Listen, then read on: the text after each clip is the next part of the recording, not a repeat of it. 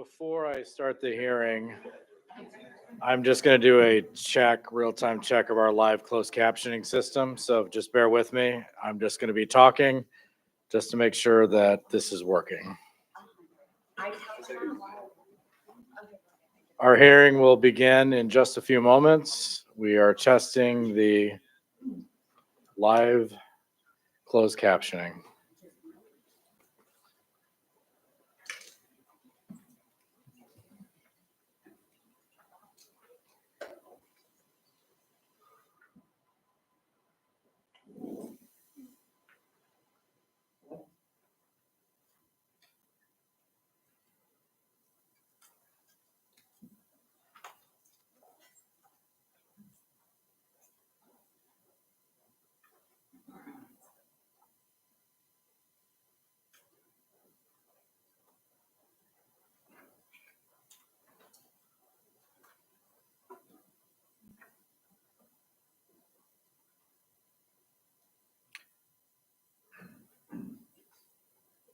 Test, test, test.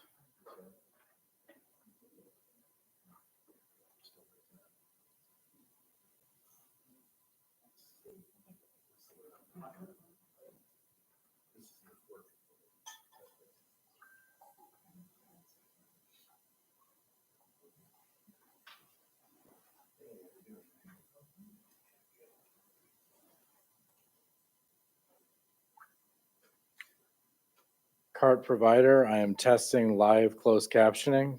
Please advise.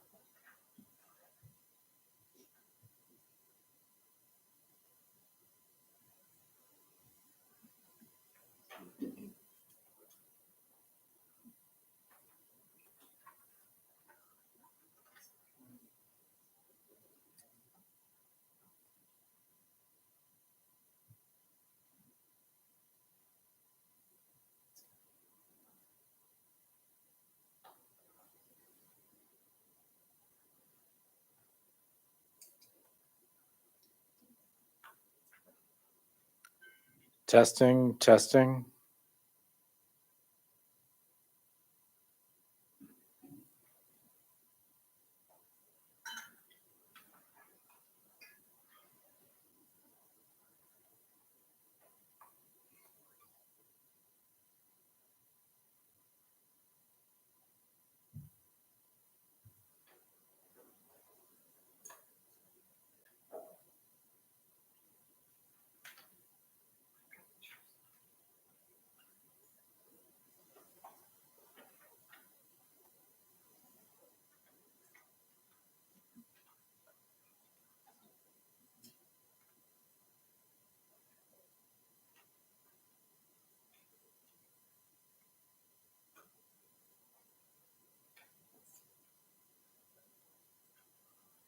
I do have people behind the scenes working on that, so I'm just not staring here looking at my phone. So I'm getting text messages.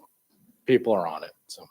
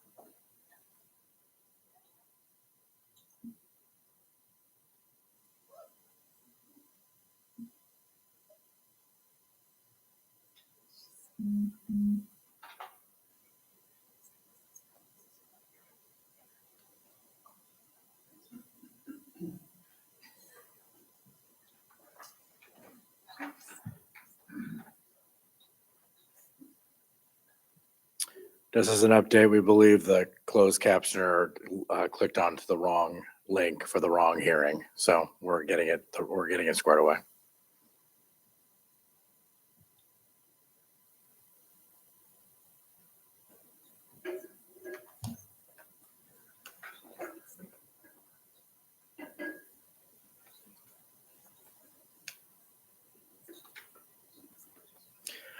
Okay, test. Cart provider, please acknowledge. There we go. That's never working.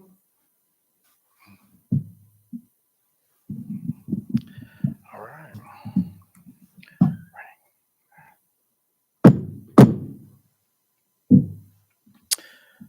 Good morning, everyone. My name is Wayne Benna, Deputy Secretary of State for Elections. I'd like to welcome you all here for this public forum. This meeting is subject to the open meeting laws of the state of Nebraska.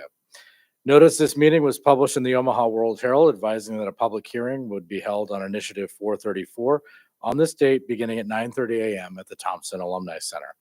A copy of the notice will be made part of the public record and is hereby made part of the hearing record for this morning, including proof of publication from the Omaha World Herald. A copy of the open meetings law is displayed to the easel to my right, on your left. An agenda and materials prepared for the public in the form of pamphlets are available at the door. The Secretary of State's office is required by law to conduct this hearing for the purposes of receiving comments from proponents and opponents and from members of the public on the Initiative Measure 434 concerning Protect Women and Children that will appear on the ballot on November 5th, 2024, general election ballot. Appearing with me today is Jessica Epps of the Secretary of State's office, which greeted you at the door. She will be at the entrance. Will be happy to assist you with any information or questions. And I would also like to introduce our court reporter, who will be making the official record of today's proceedings. This morning's hearing covers the 2nd Congressional District for Initiative 434. We are required to have a hearing on each initiative in each of the 3 congressional districts. I am not going to be acting as a judge where I make rulings on evidence or rulings on who's right or who's wrong. I'm serving as a moderator, according to law, to ensure that we have an orderly proceeding for the benefit of those in attendance and especially for the benefit of the court reporter. In a moment, we will have opening statements of 10 minutes in length from recognized proponent and a recognized opponent of the measure. After that, we will allow citizens to testify, alternating between proponents and opponents of the measure. When you came into the room, you were asked to sign in if you wish to testify. After opening statements, I'll begin with those who signed in. After that, if there's time, I'll ask whether anyone who did not sign in wishes to testify. If I can get a show of hands of people who intend to testify at this hearing this morning. Okay. At this point, I will allow for 5 minutes of testimony. I do reserve the right as time gets to be closer to our limit to go down to 3 minutes. I will adjust the end time due to the delay in starting the proceedings today. We will continue until everyone who wishes to testify has had a chance to do so, or we reach approximately 12:20, whichever comes first. Afterwards, the recognized proponent and recognized opponent will give their closing statements. When I call you forward to come testify, I ask that you state your name for the record and state who you represent if you are testifying an organization. As well as stating your name, please spell your name for the record. This helps ensure that the court reporter can accurately reflect your testimony. If you have written remarks and you wish to give a copy to the court reporter, you're more than willing to do so after to provide a accurate record. If you do have it on a cell phone or a tablet, he will have his email available that you may email it to him after the hearing. I will be timing each testifier. We need to be conscious of the fact that there are other people who wish to testify and they need a reasonable chance to do so. I will notify you when you have 1 minute left with this very technologically advanced system of 1 minute. And once you acknowledge it, I will place that down. If you go past your 5 minutes, I'll respectfully ask you to wrap up your remarks. It is nothing personal against you. We just have a lot of people in the room. We want to make sure everyone has a chance to testify. For some of you, this may be the first time that you may be testifying in a public forum. You may not enjoy public speaking, and you may go a little fast. I tend to do it quite often myself. The court reporter may stop you to ask you to slow down a little bit or clarify a word that they may not have understood. You are not in trouble by any means. It's just so that we can have an accurate record of today's proceedings. If you have a question, write out your question and hand it to Jessica at the front desk. We will look through them and try to raise the most pertinent questions with one of the recognized speakers when they make their closing remarks, if they choose to do so. As required by law, the Secretary of State's office has produced an official pamphlet regarding each ballot measure. These pamphlets have the text, the ballot language, and the arguments for and against the ballot measure provided to us by recognized proponents and recognized opponents of each one of the initiatives and referendums. As you leave, please take as many of these as you would like to a degree. This is our last hearing, and I don't need to take these back to the office. I'd like them out into the communities. This pamphlet is also available at our Capitol office at the Secretary of State's office, as well as the election division at 13th and M Street in Lincoln. And any of our county election commissioner offices across the state. You can also download a copy at our website, sos.nebraska.gov. A staff member can give you that site if you'd like to have it for reviewing or downloading the information. A couple other housekeeping items. If this is a good time to make sure your cell phone is on silent. I've done this myself and it has not been. So a good chance to do that right now to make sure that we're respectful of everyone that is testifying. With that, with my opening remarks completed, we will now go to recognize proponents of the measure. And I would like to bring up Dr. Robert Moore to provide comments for the proponents.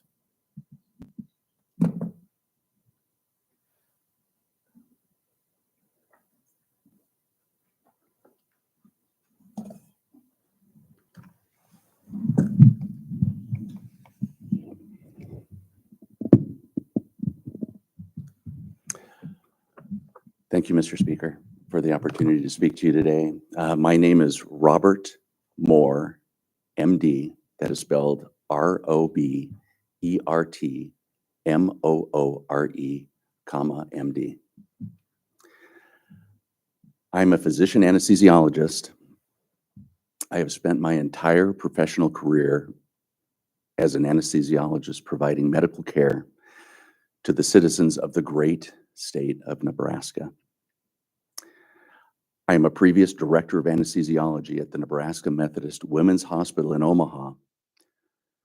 The Nebraska Methodist Women's Hospital is the largest woman-specific private facility in our state, where we deliver, then care for more babies than any other facility in the state of Nebraska. In my career, I've participated in women-specific care and delivering the babies of over 5,000 women. In addition, I regularly treat pregnant women experiencing pregnancy emergencies and complications, including hemorrhaging, miscarriage care, and ectopic pregnancy care. Our hospital daily cares for the emergency medical and surgical needs of these women, being the state's premier private referral center. As an obstetrical anesthesiologist, I provide emergency and sometimes life-saving care to women who have experienced miscarriages or with ectopic pregnancies. There is never indecision in providing care to these women emergently, as supporters of 439 falsely promote, and try to frighten women into believing this. This certainty of uninterrupted care has been unchanged throughout my career, including during the entire period of time that the current laws, which reflect Initiative 434, have been in effect. 434 would leave our current certainty and consistent, excellent, and uninterrupted care model in place for all Nebraska women. 434 is not dangerous. Misinformation is. And the misinformation being spread by the opponents of 434 confuses patients about the routine maternal health care physicians provide to women in Nebraska without hesitation. Women's lives are on the line. They don't deserve lies. They deserve the truth about the life-saving care physicians provide across this state every day. So let me be clear. Current law and Initiative 434 do not jeopardize the extraordinary care we provide to women every day. Miscarriage care is not threatened. We daily provide this care and will continue to do so if 434 passes. Ectopic pregnancy care is not threatened. Stillbirth care is not threatened. Life-threatening emergency care is not threatened. We routinely care for women in all of these circumstances. Nothing about 434 prevents us from continuing to do so. Initiative 434, like current law, permits the surgical or chemical removal of an ectopic pregnancy. It allows for the completion or removal of the remains of a miscarried and deceased child. It requires physicians to care for women facing medical emergencies requiring the removal of the unborn child. 434 does not alter current medical practices or the excellent care we provide to women every day who face complicating and life-threatening circumstances. Women deserve the truth. In Nebraska, women receive clear, compassionate, and scientific standards of care. That is the care I provide and the care that physicians across this state provide under current Nebraska law. Nothing changes under Initiative 434. Instilling fear in women through manipulating messages does not empower them. It harms them. Additionally, it is critical that women receive health care from licensed physicians, making critical decisions using trained medical judgments. Current Nebraska law requires that only licensed physicians can use their expertise and exercise medical judgment to make the fetal viability determinations. Initiative 434 keeps this critical physician involvement in place. Initiative 439, however, opens the door to non-physicians making these sophisticated and critical medical determinations, leading to dangerous practices. It deceptively states that treating health care practitioners now have the constitutional authority to use their professional judgment to make complex and scientific viability determinations. There is no definition of healthcare practitioner in the initiative, but Nebraska law defines it as dozens of non-physician practices. And nothing in the initiative prevents its meaning from extending even further. Initiative 439 does not require medical school training, residency, medical licensure, or board certification. It's simply unsafe to place scientific fetal viability decisions into the hands of non-licensed non-physicians. Further, Initiative 439 rewrites a medical standard by including a vague and unscientific fetal viability definition that is actually disfavored within the medical community. Even the American College of Obstetricians and Gynecologists strongly opposes any regulation or legislation, including such a viability metric, stating that, in quote, interferes in the patient-physician relationship. But unlike Initiative 439, a vote for Initiative 434 both maintains licensed physician involvement and keeps current medical standards of care in place. It ensures medical professionals continue to make medical determinations and licensed, trained physicians continue to care for women. It upholds common sense requirements and protections that current Nebraska law provides to ensure the health and safety of women. It guarantees safe and effective medical care for women in crisis and in emergency situations. Do not be fooled by this misinformation from opponents. Learn the truth. I urge all Nebraskans to vote no on 439 and for 434 to protect both women and children. Thank you, Mr. Speaker. Thank you.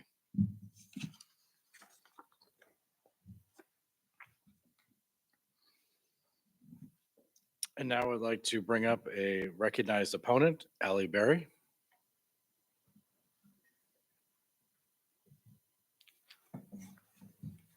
Good morning. My name is Allie Berry, Allieberry.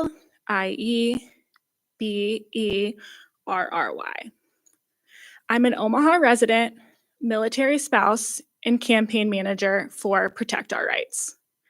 Today, I'm speaking up to strongly oppose Initiative 434, and I'm asking all of my fellow Nebraskans to vote against 434 in November.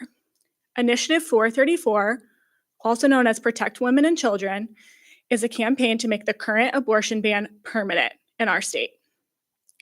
Nebraska politicians and Governor Pillen have promised a total abortion ban.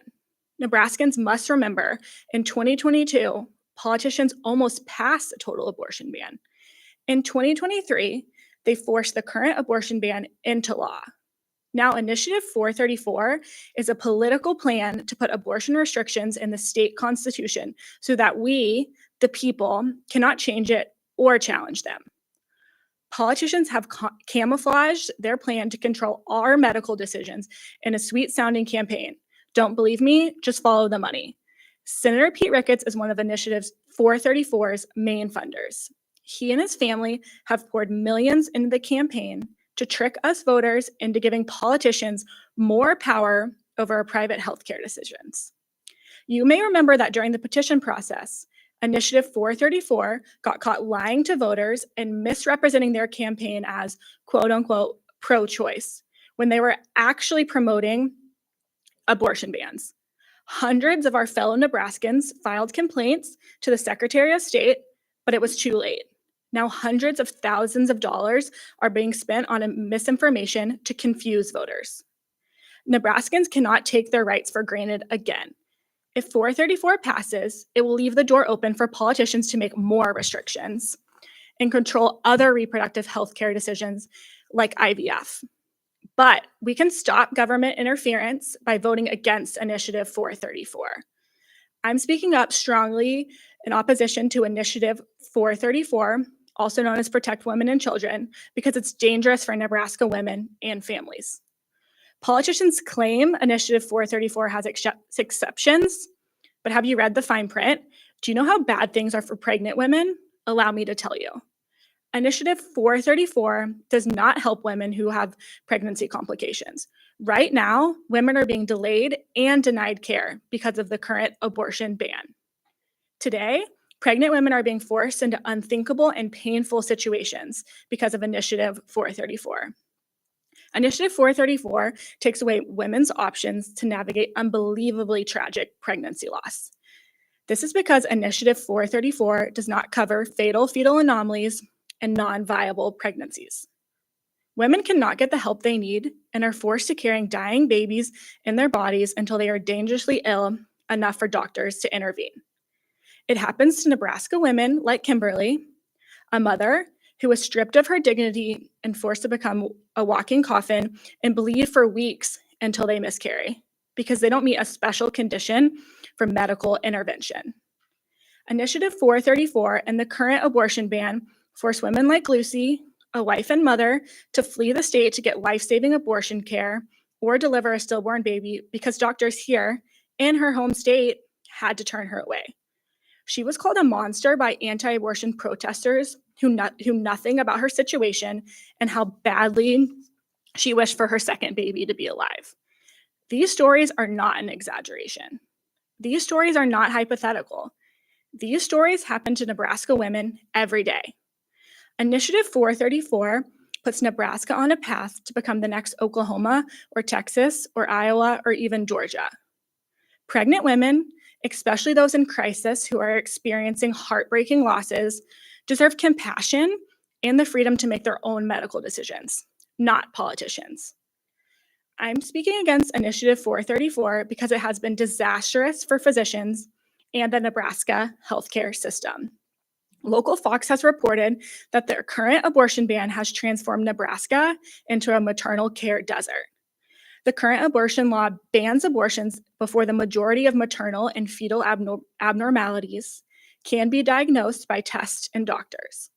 Initiative 434 forces dedicated physicians like Dr. Elizabeth Constance to gamble with Nebraskans' lives because they must request permission from attorneys and hospital administrators before providing care to pregnant women who are in life-threatening situations.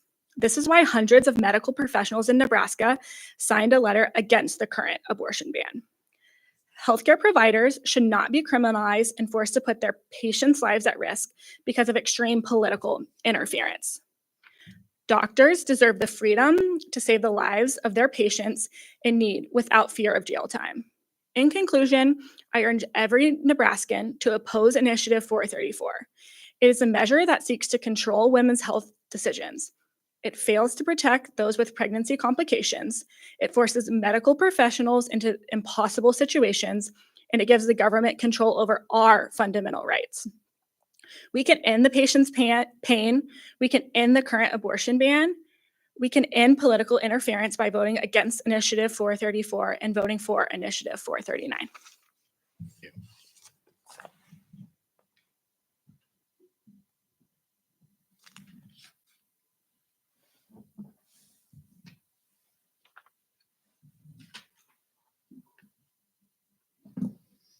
Okay, this is where we get to the public comment portion of the hearing.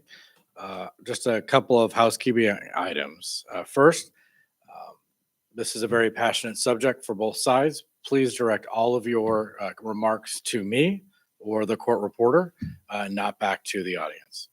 Second, if I do stop your testimony, it's not because of what you're saying, it's because this is the most amount of people that we have had in the 3 hearings, and I want to make sure that everyone has the opportunity to be heard. So please do not take it personally if I do ask you to wrap up your remarks. It's just we want to be able to get to as many people as possible. Finally, this is my 8th hearing this year that I have done, and I have realized people's printing can get interesting, and my reading and pronunciation ability can be suspect. So I do apologize if I do get your name wrong. With the last name Benna, the first day of elementary school was a real lottery of whether or not the teacher was going to get it right or not. So I understand. With that, I will be starting with proponents and alternating with opponents until we have exhausted one of the lists, and then we'll continue on. My team may bring in more from one side if that will get priority if we've run out of a list at that point. Once we've completed the list, I will ask one more time through the audience if anyone else would like to testify, and then we'll go to closing comments. All right. With that, I will go to the first proponent testifier, Adam Schwind.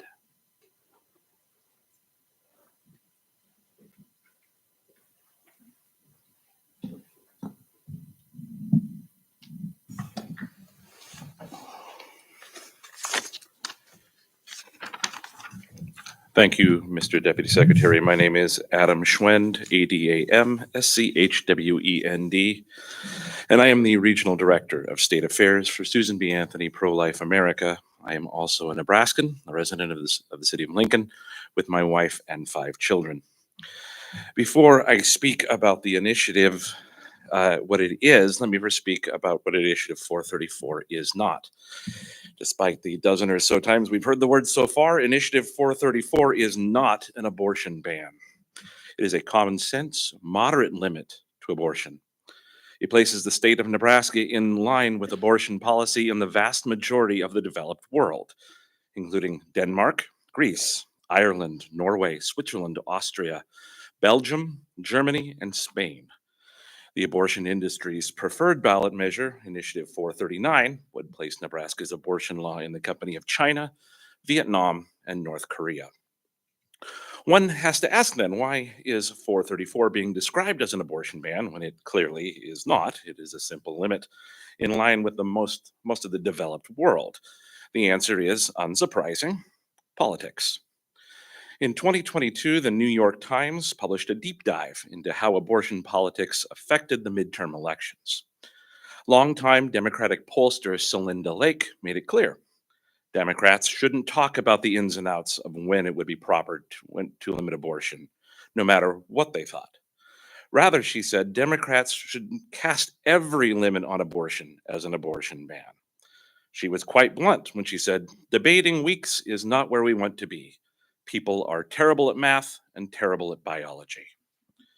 This is why the phrase abortion ban is being applied to Initiative 434 by the ACLU and the abortion industry.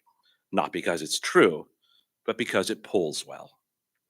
The reality is that many of us do wish that Nebraska had stronger protections for the unborn, but that isn't what Initiative 434 is about. 434 is about keeping Nebraska's abortion law in line with the modern developed world. It's about ensuring that reasonable health and safety standards are kept in place for women. It's about ensuring that parents have the ability to participate in their children's healthcare decisions. It's about ensuring that women and children can get the care that they need from licensed professional physicians. It is also important to understand what Initiative 434 does not do. As Dr. Moore said, it does not prevent miscarriage care. It does not prevent IVF. It does not prevent women from getting medical care during emergencies. It does not prevent access to contraception. We've seen these false advertisements. We have heard and will likely hear them again today. They are lies.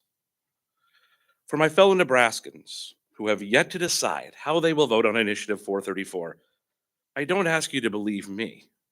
I ask you to do one thing: read the language.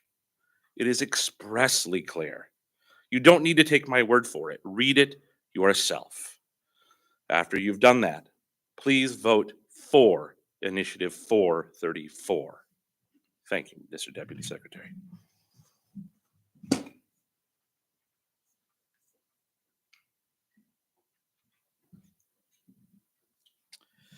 And next for opposition, Corey McConaughey.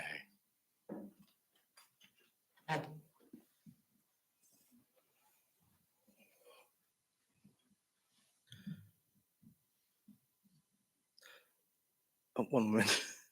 Okay. Good morning. My name is Corey McConaughey, COREYMCCONNAUGHY. I lived in Omaha for 12 years, and I'm here to speak against Measure 434. Today, I urge Nebraskans to vote against 434 and then vote for 439. I am outraged by the efforts the politicians and mega donors behind 434 are going through to confuse and trick us voters. As a survivor of suicide attempts and child abuse, I specifically want to call out how one organization, Nebraska Family Alliance, is making us all less safe.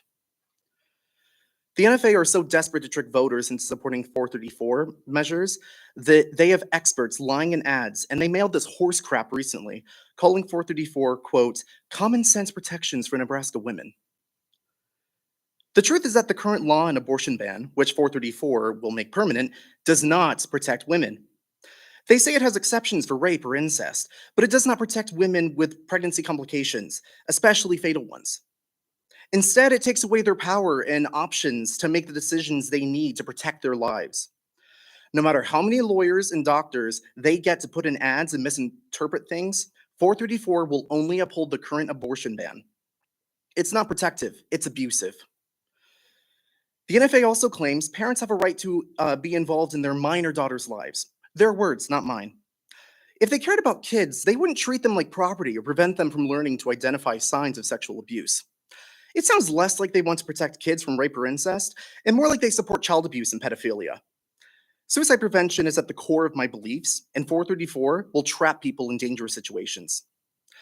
If 434 passes and reproductive rights are dead on arrival, do you really think that's going to stop the governor, legislature, NFA, or their rich cronies from getting reproductive care out of state? They believe it shouldn't be healthcare for all because they hate us and think we're stupid. It's a lie when they say abortions will be funded on demand. But if taxpayers shouldn't be funding abortion on demand, then working class Nebraskans shouldn't be forced to pay for our wimpy governor's private flights either. Any taxpayer plane tweeted 2 weeks ago that his flight from Lincoln to Chadron cost approximately $3,700. Look, if you own $200 million worth of property throughout the state, I think every penny should go towards childcare until age 18. You know why those countries are doing really well despite the 12-week ban. And paid parental leave, because reproducing the next generation of Nebraskans should never be a burden.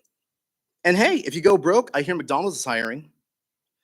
Women and families need to be in control of their own medical decisions. 439 will get reproductive care back where it was before the fascist Supreme Court overturned Roe v. Wade and left reproductive rights for the state to decide. What measure 434 fails, when measure 434 fails, and 439 passes, then families and doctors get to kick our partisan capital out of personal health decisions.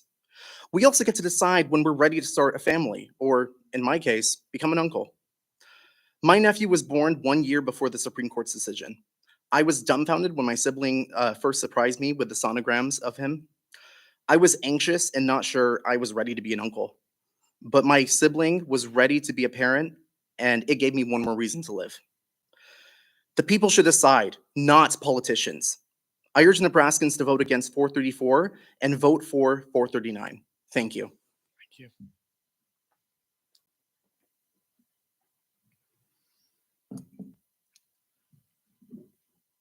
One thing that helped me point out just for a second, just to let you all know, I do not start your time until you have spelled out your name. So just to let you know that as well. Next, for support, Elizabeth Nunnally.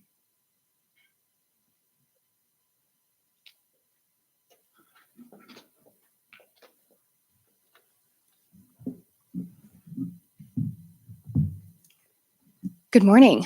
My name is Elizabeth Nunnally, ELIZABETHNUNNALLY. I am testifying in support of Initiative 434 on behalf of Nebraska Family Alliance and the thousands of parents and families we represent who share our desire to protect women and children in Nebraska. Initiative 434 provides common sense protections for women and babies, which the majority of Nebraskans agree upon. We should all agree that men should not have a right to abortion, women should not be forced into abortion against their will, and young girls should not be taken to have an abortion without their parents' knowledge. Initiative 434 is necessary because it protects our current laws that keep women safe and ensures babies who are fully formed and can feel pain are not subjected to partial birth and dismemberment abortions.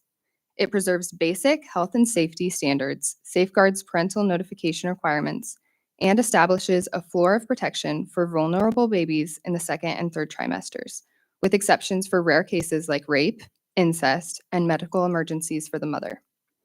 This provides a minimum level of protection, protecting babies from painful late-term abortions, and upholds parental rights and women's health and safety. Nebraska should be a place where women and children are safe, where full families can thrive, and where women aren't told they need abortion to be successful. Initiative 434 keeps common sense protections in place and allows us to continue building a culture of life and love for women and children in Nebraska. For these reasons, Nebraska Family Alliance urges all Nebraskans to vote for Initiative 434. Thank you.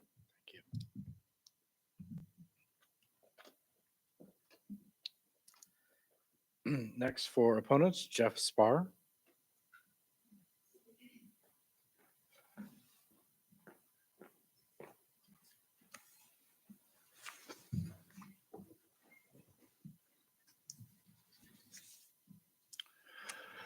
Thank you for this opportunity. My name is Jeff Spar, Jeffspahr. Today I will be sharing a portion of a blog of Don't Support Wicked Laws from Abolish Abortion Nebraska, which I'm representing, which is against both 439 and 434. The CDC states that 93% of all abortions nationwide take place in the first trimester. When we add that to the percentile of the additional exceptions Nebraska statute allows for in second and third trimesters, as well as the rising number of self-managed abortions, is inarguable that the overwhelming majority of abortions in Nebraska are already legal. Why are they legal? Because current state law regulates abortions as if it were healthcare. They define the how, when, where, by whom, and with what abortions may take place. These laws, 434 and 439, condemn their innocent victims to merciless deaths. Such laws are wicked. Proverbs 17:15, acquitting the guilty and condemning the innocent, the Lord detests them both. I'll provide 3 problems with initiatives 434 and 439. Problem 1, unequal protection. In Nebraska Family Alliance's email to subscribers dated October 19th, they stated a vote for 439 is a vote for protecting our existing pro-life laws. They say plainly that this is what the initiative was designed to do. A vote for 439 is a vote for protecting those very laws. Laws like 434 and 439, God calls detestable. It's a vote to endorse the regulation of murder. The Bible tells Christians to abhor what is evil, to hate evil, love good, and establish justice. And woe to those who call evil good and good evil. Problem 2, constitutional subversion. Our state's constitution says that all persons have a right to life, that no person can be deprived of this right without due process of law, and also that no person can be denied equal protection of the laws. To this, we simply ask, then why would you promote the insertion of an article in the Constitution that would weaken the very argument that when the Constitution says persons, it is meant to include the preborn? A constitutional attorney, Bradley Pierce, explained Nebraska Initiative 434 and 439 would undermine both the equal protection and right to life provisions of the state's constitution and weaken the argument that they should be interpreted to apply to the preborn persons. Problem 3, pragmatic foundations. Several pro-life organizations have urged citizens to vote for 434 because of polling that indicated 439 had more than 50% of the support, and because other states tried to defeat initiatives similar to 439 but failed. We profess that we stand unashamedly on the Word of God as our standard for all life. We have already demonstrated a vote for 434 and 439 is a vote to uphold iniquitous and unjust laws that God hates. You shall be careful, therefore, to do as the Lord your God commanded you. You shall not turn aside to the right hand or to the left. God commands us to seek justice, to correct oppression, and to bring justice to those who need it most. Nowhere are we permitted to pervert justice in order to try to save lives. Initiative 439 is evil. Yes, hate it. Vote against it.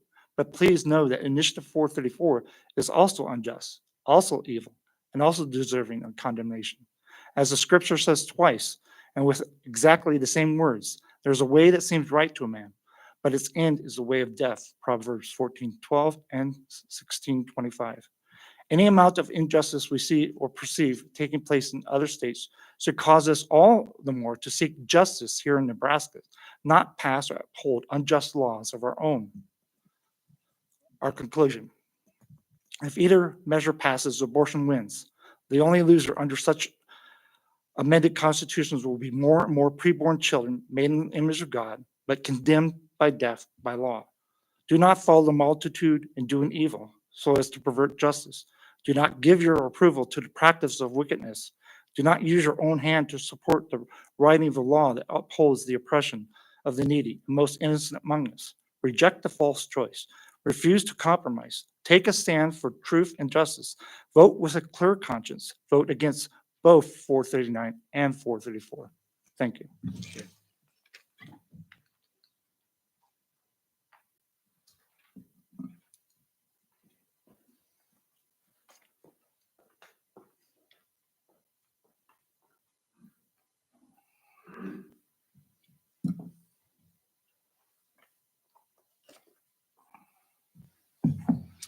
Next, for proponents, we have Dennis Wagner.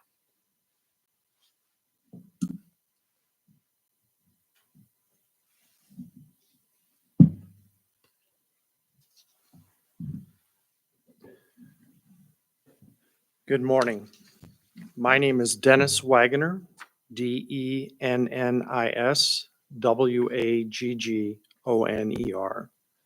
I am the Interim Executive Director of Essential Pregnancy Services in Omaha, Nebraska. I'm here this morning to testify in favor of Initiative 434. Having lived in Nebraska my entire life, I know well that Nebraskans are known for their practicality and common sense. Initiative 434 would allow 50 years of Nebraska common sense to remain in place. 434 is clear and well thought out. It ensures that the following protections for mothers remain in place. Parental rights are preserved to help minor daughters through an extremely difficult time. Parental notification for minors who would undergo an abortion would remain. And I can't imagine a minor having to go through such a traumatic experience without the help of her parents. The mother's life is still protected under 434 by allowing an exception for life-threatening conditions. This is done with the help of a licensed physician and not a vaguely described health professional. 434 also allows exceptions in cases of rape and incest. It protects the mother by preventing a trafficker or an abuser from coercing the mother to receive an abortion. The current mandatory waiting period following the initial abortion appointment is also a protection against possible outside coercion for having an abortion. 434 actually ensures the safety of the mother who receives an abortion. Common sense would dictate that an abortion facility be sterile and its personnel be trained to follow safety protocols in the event of a health emergency. Without 434, the state would not be allowed to license and regulate an abortion facility. Late-term abortions cruelly cause pain to the unborn child. 434 would not allow dangerous late-term abortions, with exceptions in cases of life-threatening condition for the mother, rape, or incest. Under 434, the mother would continue to receive instruction on the abortion pill reversal protocol if she is having a chemical abortion. Requiring abortion facilities to educate women on the abortion pill protocol is good, practical common sense. It is also fair to the mother in the event that she changes her mind about her abortion. Without 434, this common sense approach would disappear. I encourage all Nebraskans to vote for Initiative 434 and against Initiative 439, and I thank you for your time today. Thank you.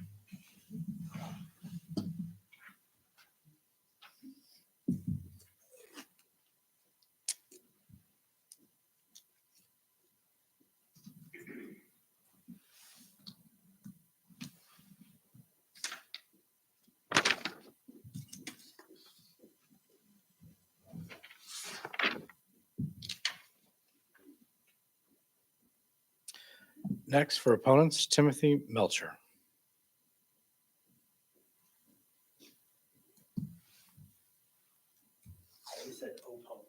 Opponent, yeah.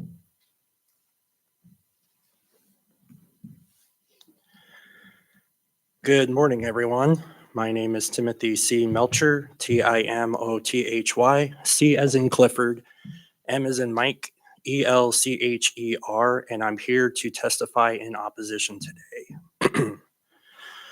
The main reason for my opposition is the rape exception. Rape trials typically take longer than 9 months, and so an allegation of rape would start a trial, but a baby that is conceived out of rape will probably be born before that rape trial is concluded. So that caused some implications, I believe, such as what happens if the defendant is found not guilty? Would the person making the allegations be found to be making false accusations? And it also makes me wonder if the number of reporting rape would increase if this ballot measure were to pass. I do appreciate that the language says sexual assault instead of just first and second degree sexual assault, because there are cases of pregnancies resulting from third degree sexual assault cases. Sorry, I'm nervous, so I keep pausing to collect my thoughts.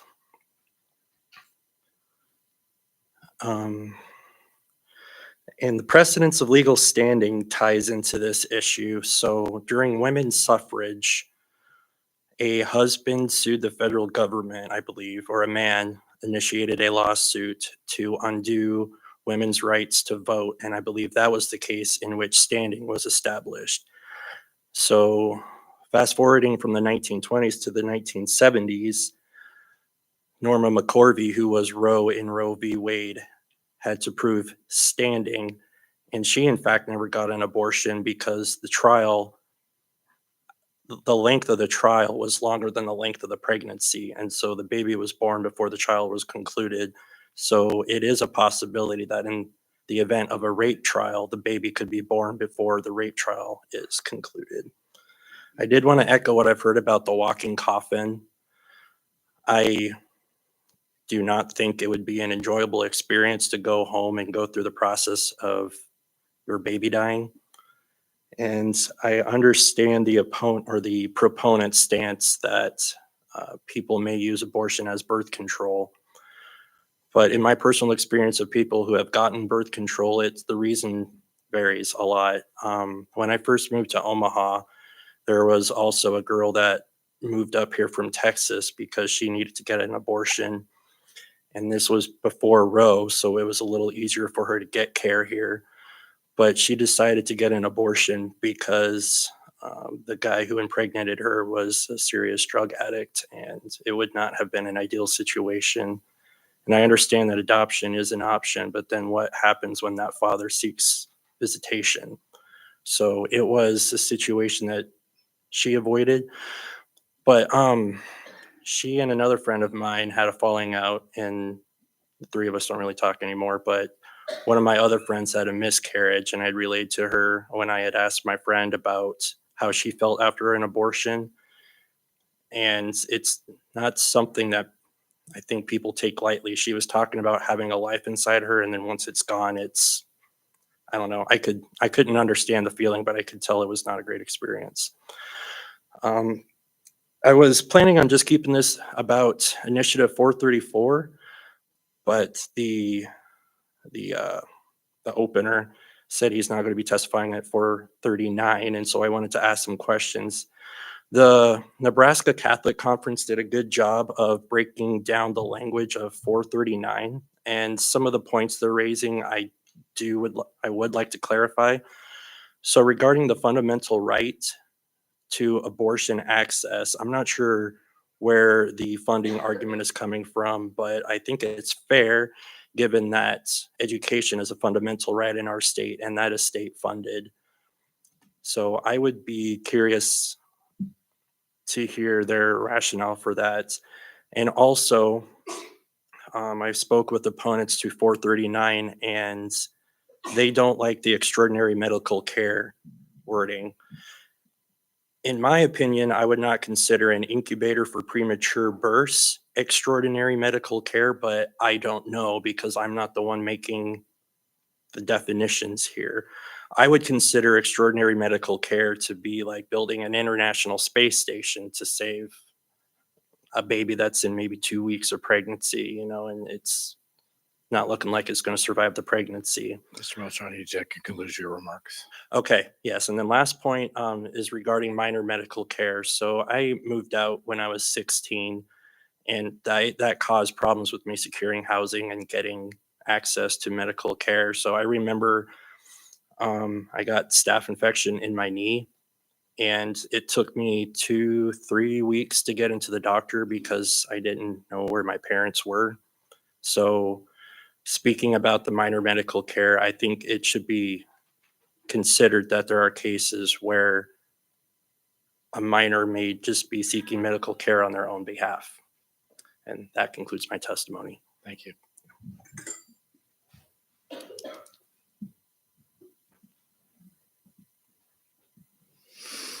For supporters, Catherine Badura.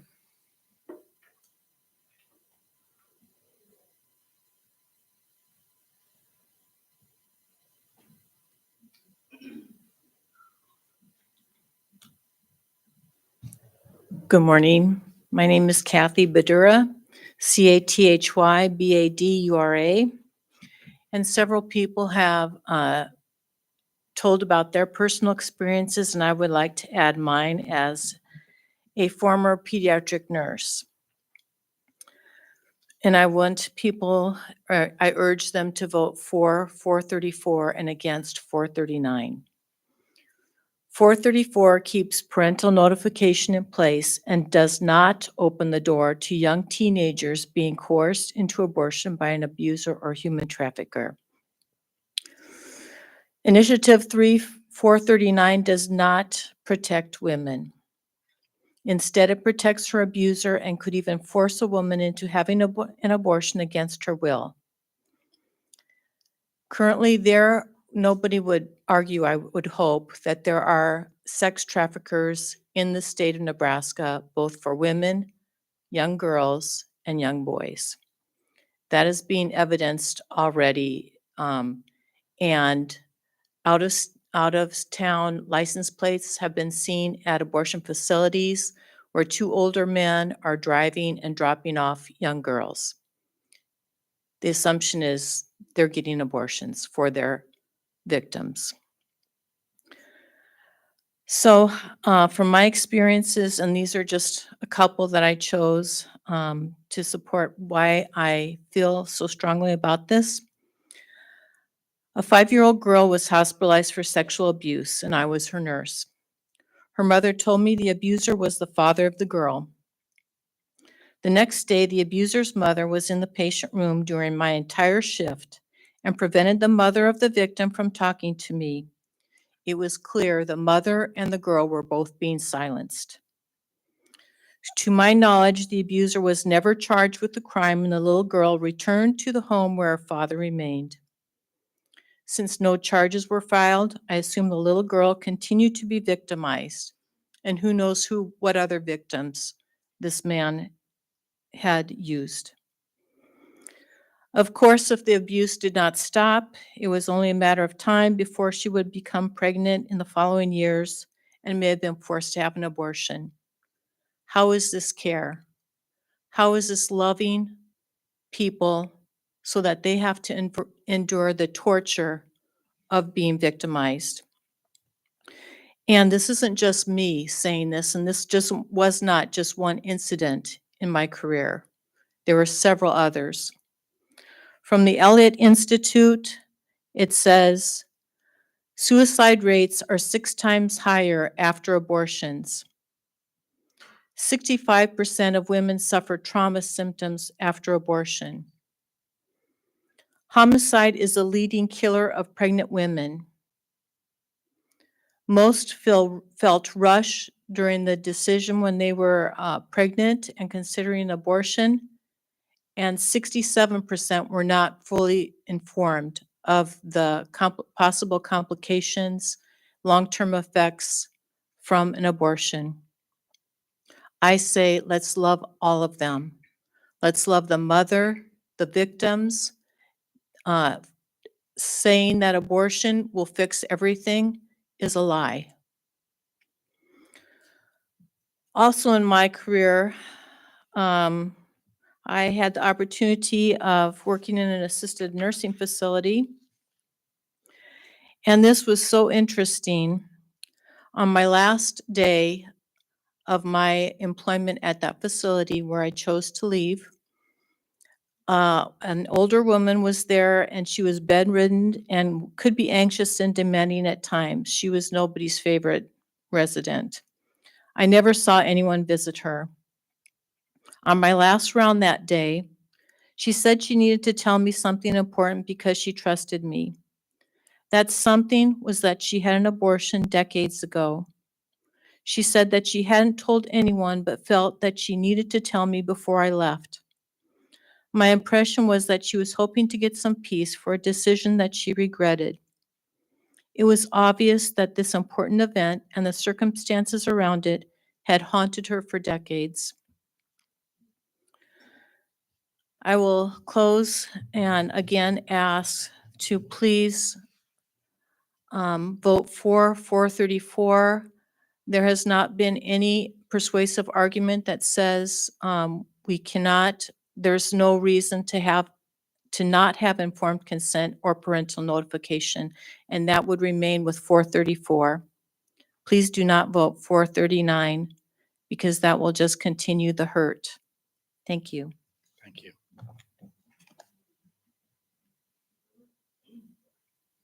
Next for opponents, Ricky Pointer.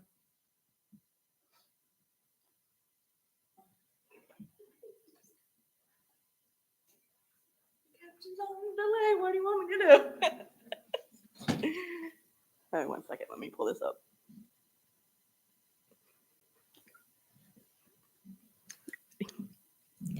Good morning, everyone. My name is Ricky Pointer, RIKKIPOYNTER, and I'm with Near Nebraska Abortion Resources testifying against Amendment 434. I am a deaf, disabled woman. I grew up in an abusive home with an abusive mother, and when I was finally able to get out at 32 years old, I knew I didn't want to have children. I actually knew before then, but this just solidified it. Again, I am tocophobic, someone with an extreme fear of pregnancy. I'm mentally ill with depression, anxiety, and severe suicide ideation. Amendment 434, whether it be a ban or a limit, would kill people like me because I'd rather die than be pregnant. So would we rather one or two be gone? Again, I'm disabled, I'm deaf. Society has already built a medical system against disabled people. Friends of mine have experienced pregnancy complications that would have killed them if they were denied access to abortion. 434 would kill my disabled community, but that's not shocking from a society that has already been practicing eugenics and forced sterilization on us to this day anyway, isn't it? It's still legal in 31 states and Washington, D.C. after all, and I don't see anybody complaining about that. What's the difference? The government needs to stay out of citizens' bodies. 439 gives everyone a choice, whether you're for or against abortion. We're not taking the choice away from you. That's the beauty of the word choice and pro-choice. That should be common sense. You don't have to get an abortion if you don't want to. You can think about getting one and even change your mind if you so wish to later. 434 does the exact opposite. It is taking away the choice. And that is why I'm testifying against 434. Thank you.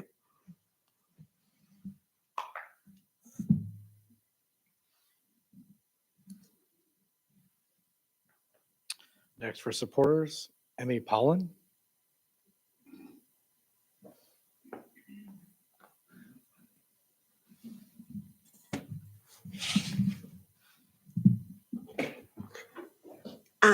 EMILY. I did write Emmy on there. Pollen. P as in pretzel, Ollen.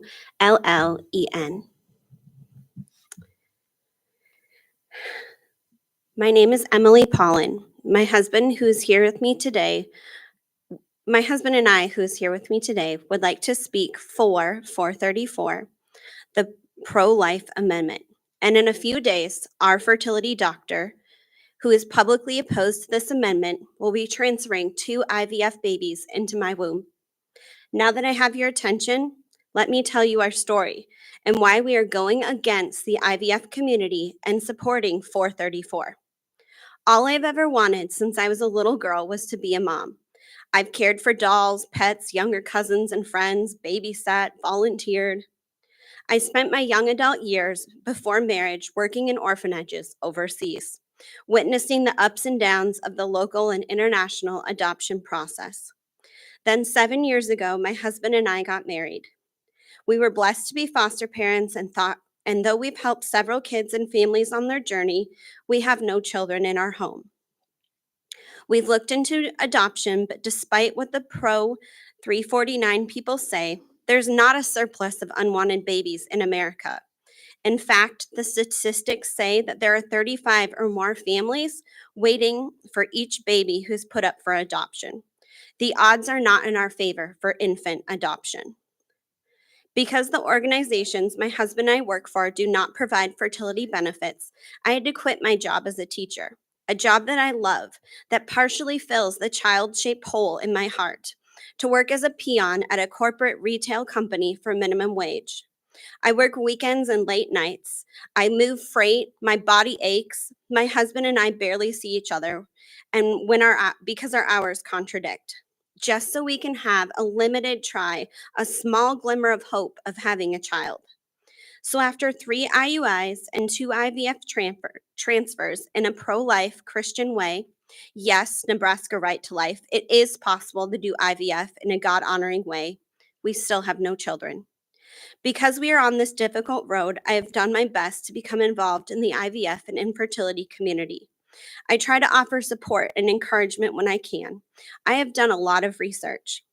I am here to say that 439 has no power to limit or harm IVF. Anyone who says so is speaking only to what ifs.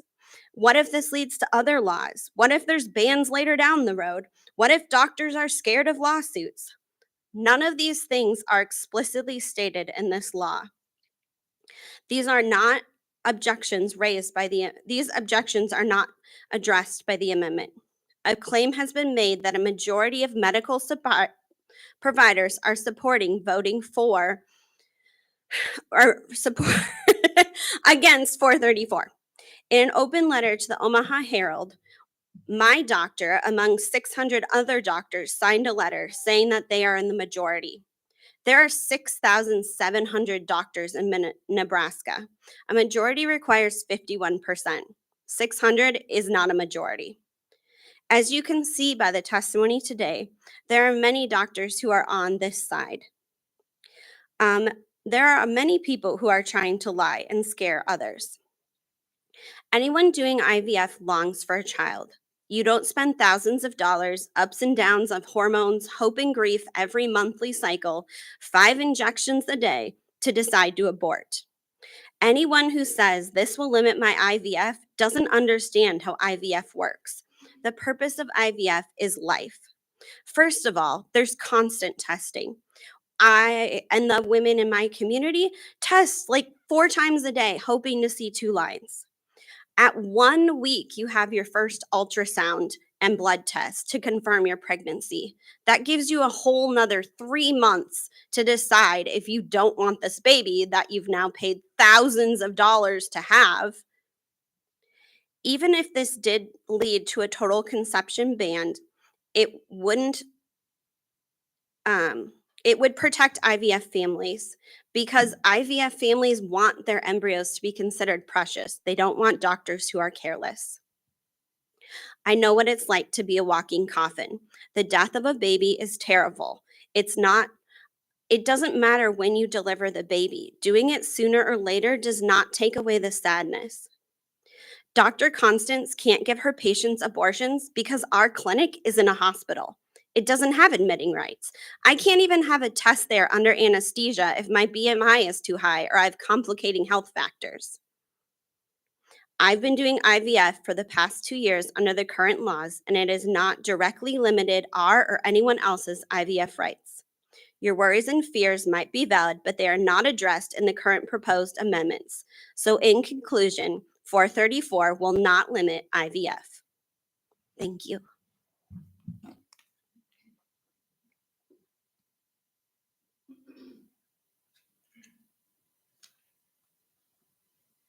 Next for opponents, Megan Collada.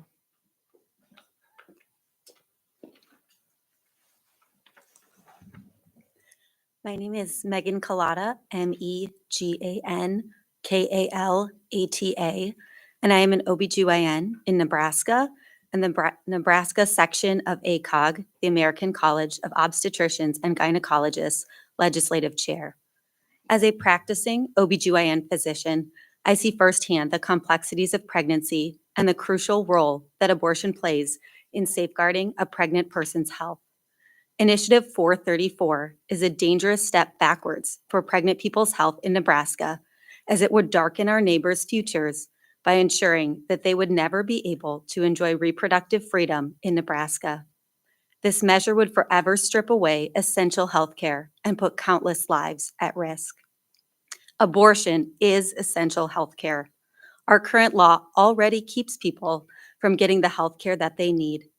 Pregnancy complications do not follow a strict timeline, and in many cases, complex medical decisions are required beyond 12 weeks to protect a patient's health or to spare their families heart-wrenching experiences related to their pregnancies. Initiative 434 would codify a law that already comes between patients and my fellow OBGYNs by tying our hands when it comes to being able to offer the full range of medical interventions available when they need it. It would forever undermine the patient-physician relationship and force pregnant people to face dangerous and cruel situations in the future. Worse, Initiative 434 would leave the door open for legislators to pass further legislative bans, imposing new cruelties and heartbreak. For example, by normalizing and allowing legislators to dictate when and how essential medical care can be provided, Initiative 434 opens the door to further restrictions on reproductive health options, such as birth control or in vitro fertilization. Our state laws should support, not hinder, access to safe reproductive health care. Pregnant people in Nebraska have the right to compassionate, comprehensive health care that respects their unique needs and the complexities of pregnancy. Ultimately, Initiative 434 only serves to strengthen abortion bans and takes away critical options from people facing challenges, sometimes life-threatening circumstances. It would pave a path for even more government intrusion in healthcare for all Nebraskans. And for these reasons, I urge my fellow Nebraskans to vote against Initiative 434. Thank you.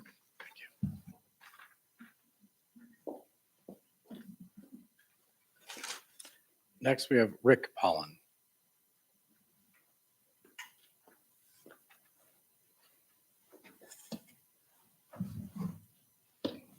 Hi there. My name is Rick Pollan, Rickpollen. My wife, Emmy Pollan, spoke earlier, and I speak on behalf of myself and my wife.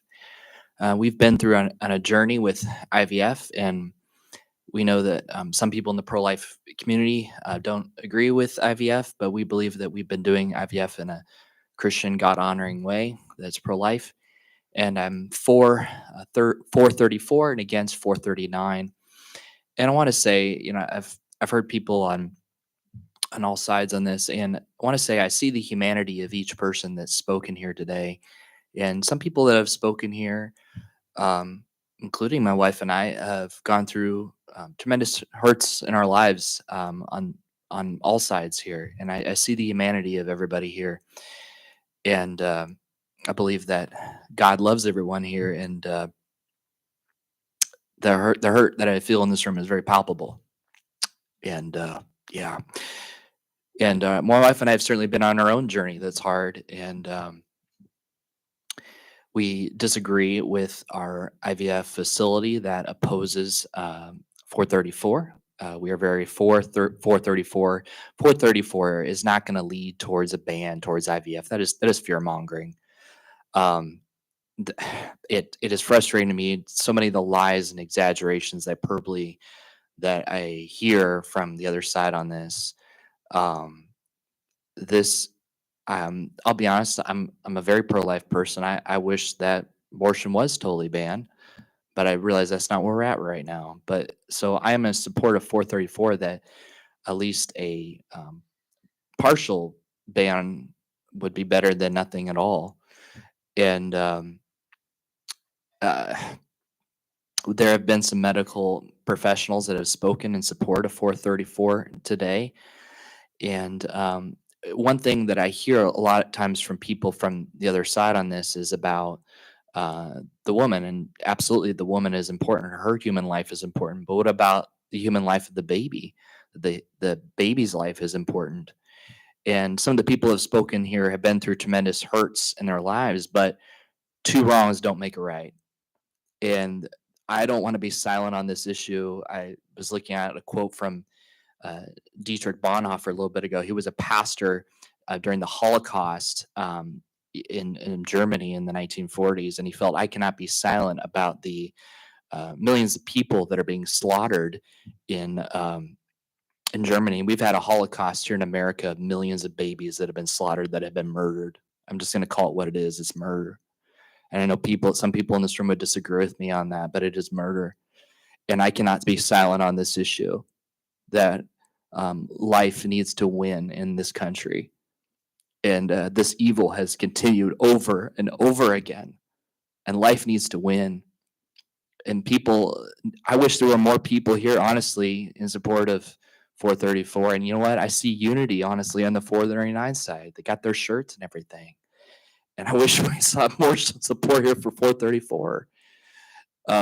This is a huge mammoth issue. We drove up an hour here from Lincoln to this today. We believe it's that important to support life. And I'm so glad that you've given a forum to hear from people, hear from us today. And I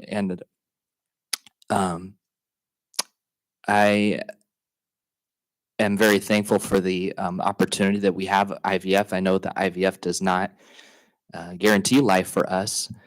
Adoption is a very difficult route for us to even try to consider. It is very difficult to get adoption. So many people want to do that. I think it's like, my wife told me, it's like 36 people want to adopt and there's only one child available. It's very difficult to get to adopt a child.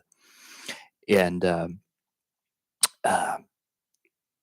it's been a tough journey for us with this. And sometimes we have had questions. We're like, God, we don't understand this, why our journey's been so hard. But God, we put our trust in you. We're not turned to the devil. We're turned to you, God. We put our hope and trust in you, and we love you, God. And thank you so much for this opportunity to have me speak, to have my wife speak, and have others speak today. We really appreciate your time. Thank you so much. Thank you.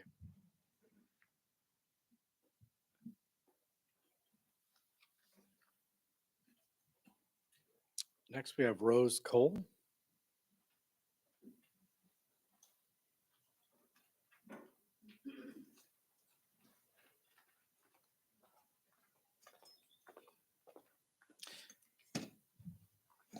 And before you start, Melissa, I did skip you. You will be next. Right. By accident. Hello, my name is Rose Cole, Rosekohl, and I am with Choose Life. And I am against both 439 and 434 because they're wrong. Murdering of any child is wrong.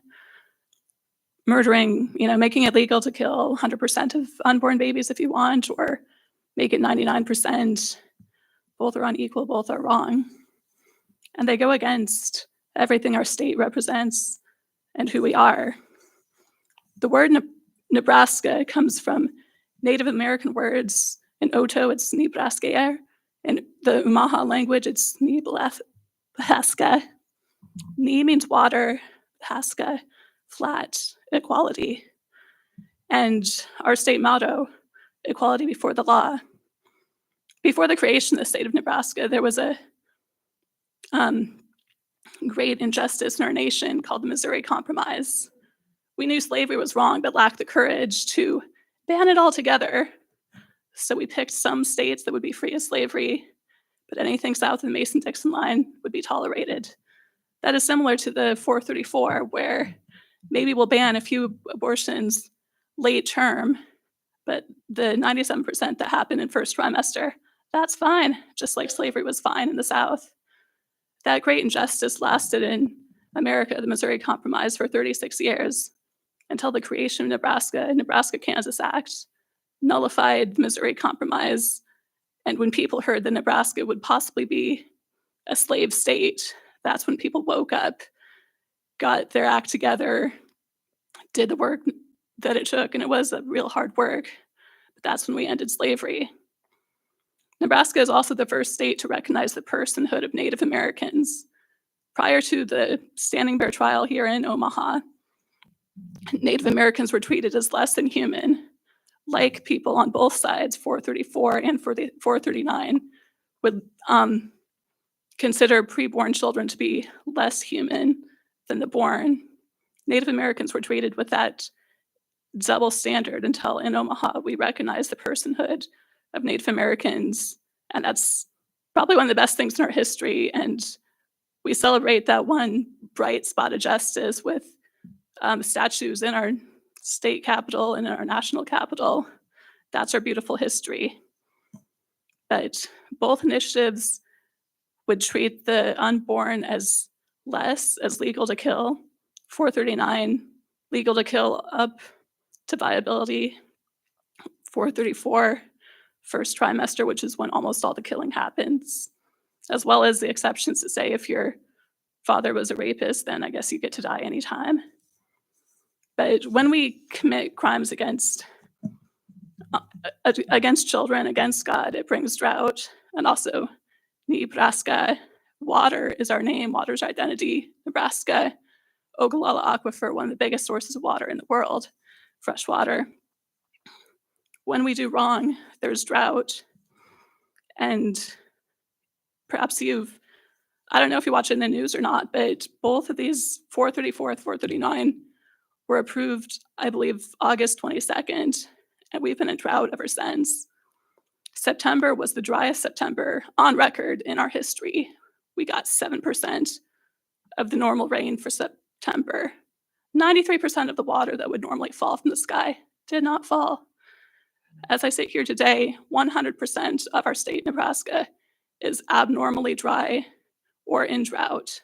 88% is in drought. Our state, Nebraska, water is our name. Water gives life to the plants. Agriculture is a major part of our economy, and we're losing our water. And there's many verses in the Bible that talk about sin correlating with drought, and especially sin in the church, sin in God's people. And we have churches lining up to say, I'm okay with first trimester, sacrifice the many to save a few. And it says in God's word, at times, God says, I might shut up the heavens so that no rain falls, or command grasshoppers to destroy your crop, or send plagues among you. Then if my people who are called by my name will humble themselves and pray and seek my face and turn from their wicked ways, then I will hear from heaven, forgive their sin, and restore their land. When we got drought, it's a sign there's something wrong in the church. And we've also had a year of catastrophic floods and hail. The flood that hit Omaha this year was the 5th worst in history. We tied the record for largest hail, 4.5 inches hail. And there's another verse that says, in Isaiah 28, it talks about hail and floods being a sign of judgment on the church, that the prophets and priests are making bad decisions.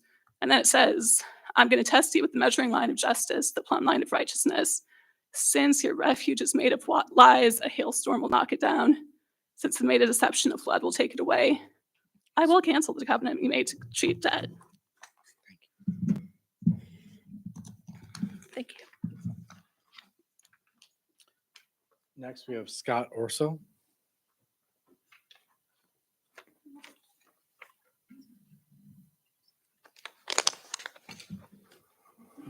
Good morning. My name is Scott Orso, Scottorso. And I'd like to testify in favor of ballot initiative 434. This initiative provides a win-win solution for the mother and the unborn child by protecting the most vulnerable and defenseless of our society, while simultaneously allowing for opportunities to support the mother in her motherhood. The opposition to 434 postulates that horrible things will happen to Nebraskans should 434 pass, as if the alternative is better. I would ask, since when is it bad to save a life, particularly when it is a baby? Why is the child's life even up for debate? Initiative 434 already addresses any potential circumstances that are truly harmful to the mother, to include preservation of her life, without a need to pursue other extreme and unnecessary options that are not healthy nor caring. Anything else presented by the opposition of Initiative 434 is fear-mongering to influence a vote of no, and exceptions make for terrible decision-making. This initiative will do exactly as it says, protect women and children, which is a key distinction from the alternative. It will uphold current health and safety standards and ensure parents maintain their rights to protect their daughters. This initiative expresses a love for the mother's nature and the life of the child by protecting both. We should be offering hope in the form of support for the mother and a promise for the joy to come in her child. Not telling her that life is over and her dreams are crushed because a baby is to be born. If we provided the same level of material support for mothers so they can raise their babies as what is offered to the abortion industry to kill babies, there would not be a need for abortion. This initiative is step one in a better direction. We should express our own love for both persons by voting yes for Initiative 434. A vote for no will continue to support the abhorrent act of destroying our future generations and ensuring an industry continues to make money by the blood of the unborn. We know what real love looks like and should follow in his footsteps. Christ is King. Thank you.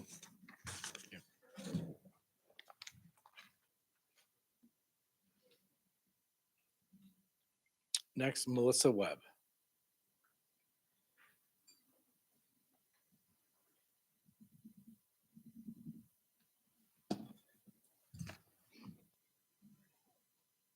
Hello, my name is Melissa Webb, Melissa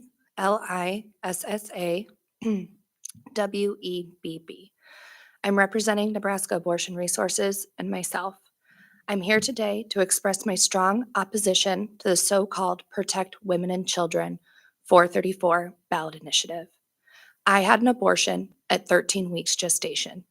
Society would like me to tell you that this was a difficult decision that was not made lightly, but in my case, that would not be the truth. I want everyone in this room to hear me loud and hear me clear that my abortion saved my life. My abortion was the best decision I have ever made. I was 18 years old and in an extremely abusive relationship. Because I was a teenager, I had an irregular period, as so many teenagers do. I did not discover my pregnancy until a week after what would be allowed under the current ban that 434 looks to uphold. I would have been forced to have my abuser's child, tying me to him for life, even after I left the relationship. I never would have been able to, by choice, have two happy, healthy children 10 years later when I was not in a life-threatening situation and able to provide them with a loving, caring home. While the title of 434 sounds noble, of Protect Women and Children, the actual implications are harmful and misleading. The Protect Women and Children initiative claims to provide exceptions for case of rape or incest, but yet it offers no clear guidance on how these exceptions would be applied. How would it be determined that a pregnancy qualifies under these exceptions? Must the father of the fetus be convicted in the court of law of rape or incest before a woman can receive the care she needs? If so, how will the Nebraska courts, already stretched thin, expedite the lengthy legal process to ensure a resolution before the woman is forced to give birth? These are serious questions that remain unanswered. In the absence of clear guidance, This initiative could leave many women trapped in dangerous and traumatic pregnancies with no recourse. The ballot initiative bans abortion in the second and third trimester. Typically, genetic testing during pregnancy cannot be completed until the 13th week, which is exactly 1 week into the second trimester. In addition to genetic testing, typically the first ultrasound for anatomy isn't done until the second trimester. This ballot initiative puts a dangerous timeline restriction on women who may not have a healthy pregnancy, which could not be determined after the 12th week. This causes a direct threat to the health of any pregnant Nebraskan. The truth is that abortion is a necessary component of healthcare. In states with extreme abortion restrictions, the consequences are severe. Maternal mortality rates are significantly higher, and access to prenatal care is fewer and far between. In Idaho, nearly 25% of OBGYNs have left the state since their abortion law was enacted. Is that really what we want for Nebraskans? Does the possibility of 1/4 of our OBGYN doctors leaving the state really, quote unquote, protect women and children? I urge you to see this initiative for what it truly is, a dangerous infringement on the rights and health of women in Nebraska. Millions and millions of dollars were dumped into this initiative by the Ricketts family. Imagine what that money could have been done to actually help Nebraskans. We could have supported things that statistically prevent abortion, like comprehensive sex education, wider access to birth control and emergency contraceptives, and programs that curb sexual and domestic violence. Upwards of $4 million being spent on attack ads doesn't sound very Nebraska nice to me. However, 434 and the legislators that support it would rather spend their money on spreading lies. People will say misinformation to water it down, but these are lies. We must reject 434, protect women and children, because frankly, it does neither. Thank you.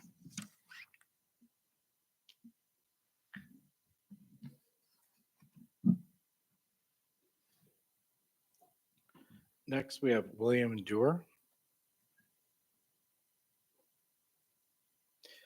William, Duerr. No? Okay. Michael McCarthy.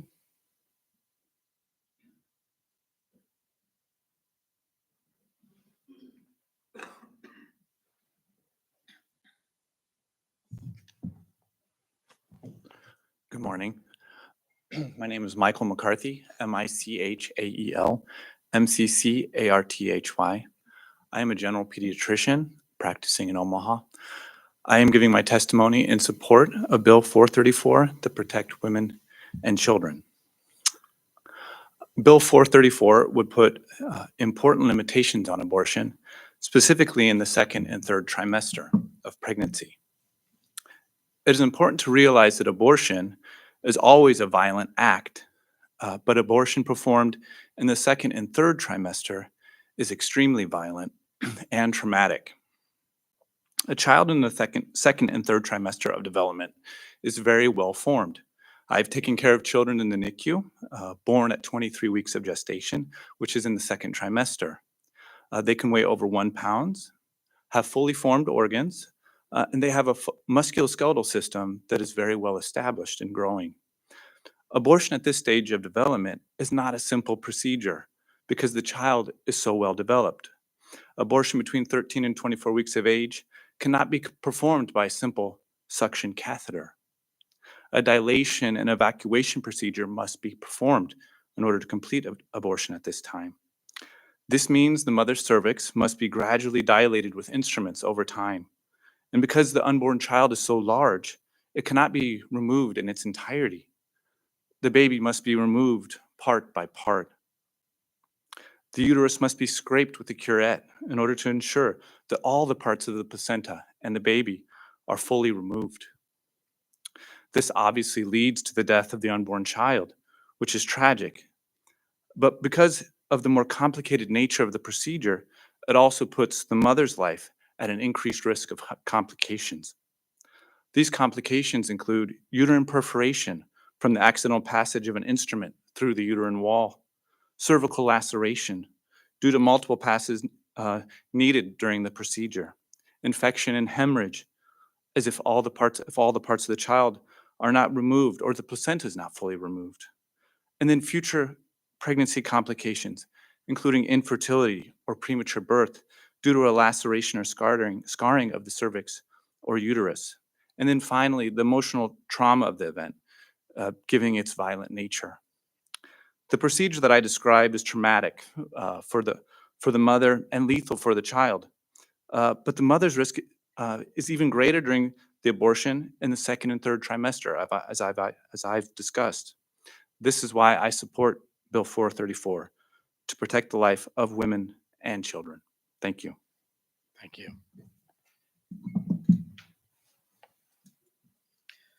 Next, we have Deborah Manning.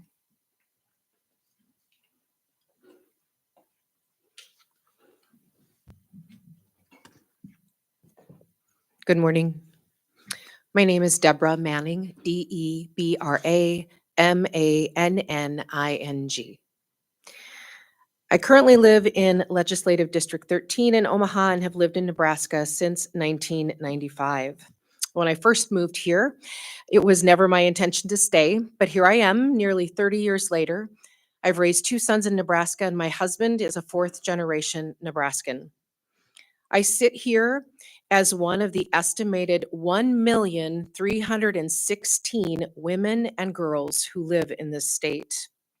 And I am proudly one of the 268,641 Nebraska voters who did not vote for Governor Pillen in 2022. You see, I disagree with Governor Pillen on most things, and we are on completely opposite sides of one issue in particular. And that is who gets to decide what happens to and inside of my body and the bodies of the other 1,316,000 women and girls of this state. Governor Pillen likes to make overly broad and sweeping statements that, quote, Nebraska is a pro-life state. That statement, which is really not about life, but rather abortion, and the laws that he has championed to end legal abortion and reproductive freedom in Nebraska do not represent me, my values, or my beliefs. And I guarantee you that it does not represent hundreds of thousands of the 1,316,000 women and girls of this state. Nebraska is not a monolith, as much as he would like it to be. But what is true of all Nebraskans is that we deserve what is guaranteed to us under the United States Constitution: the pursuit of life, liberty, and happiness. How I conduct my life or express my liberty or pursue my happiness is, quite frankly, none of Governor Pillen's business. And he doesn't know me, just like he doesn't individually know the other more than 1 million women and girls in this state. He doesn't know my history. He doesn't know my plans. He doesn't know what my greatest joys or darkest fears are. Governor Pillen and the 33 state senators who have already pushed through abortion bans in the Nebraska state legislature don't know me.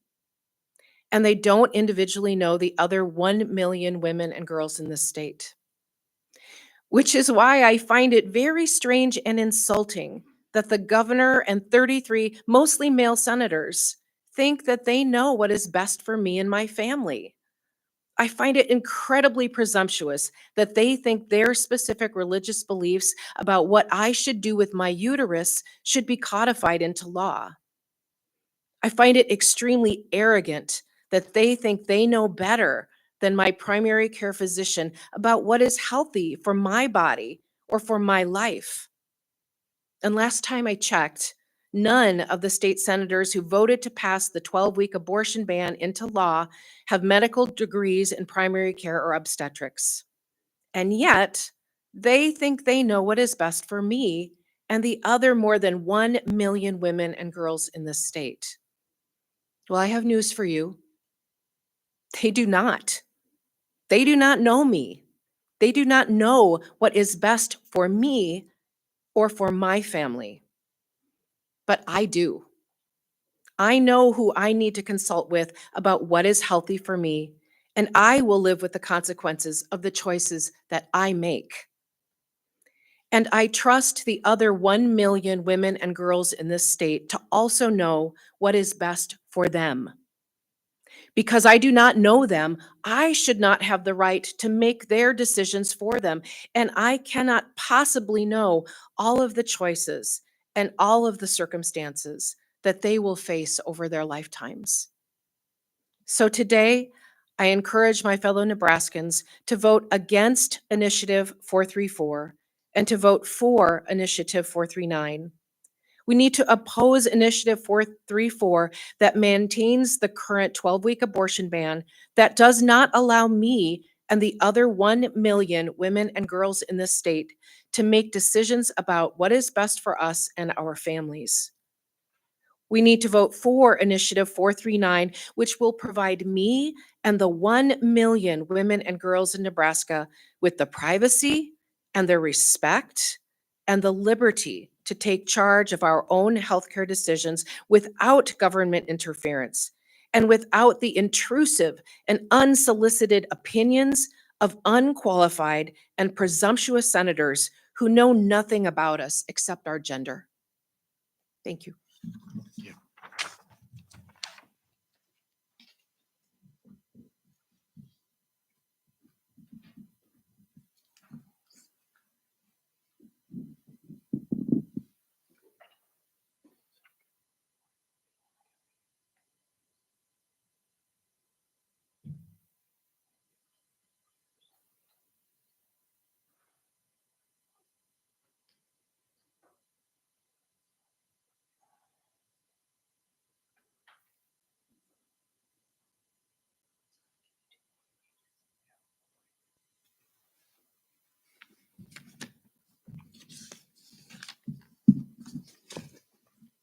Next, we have Sandy Danik.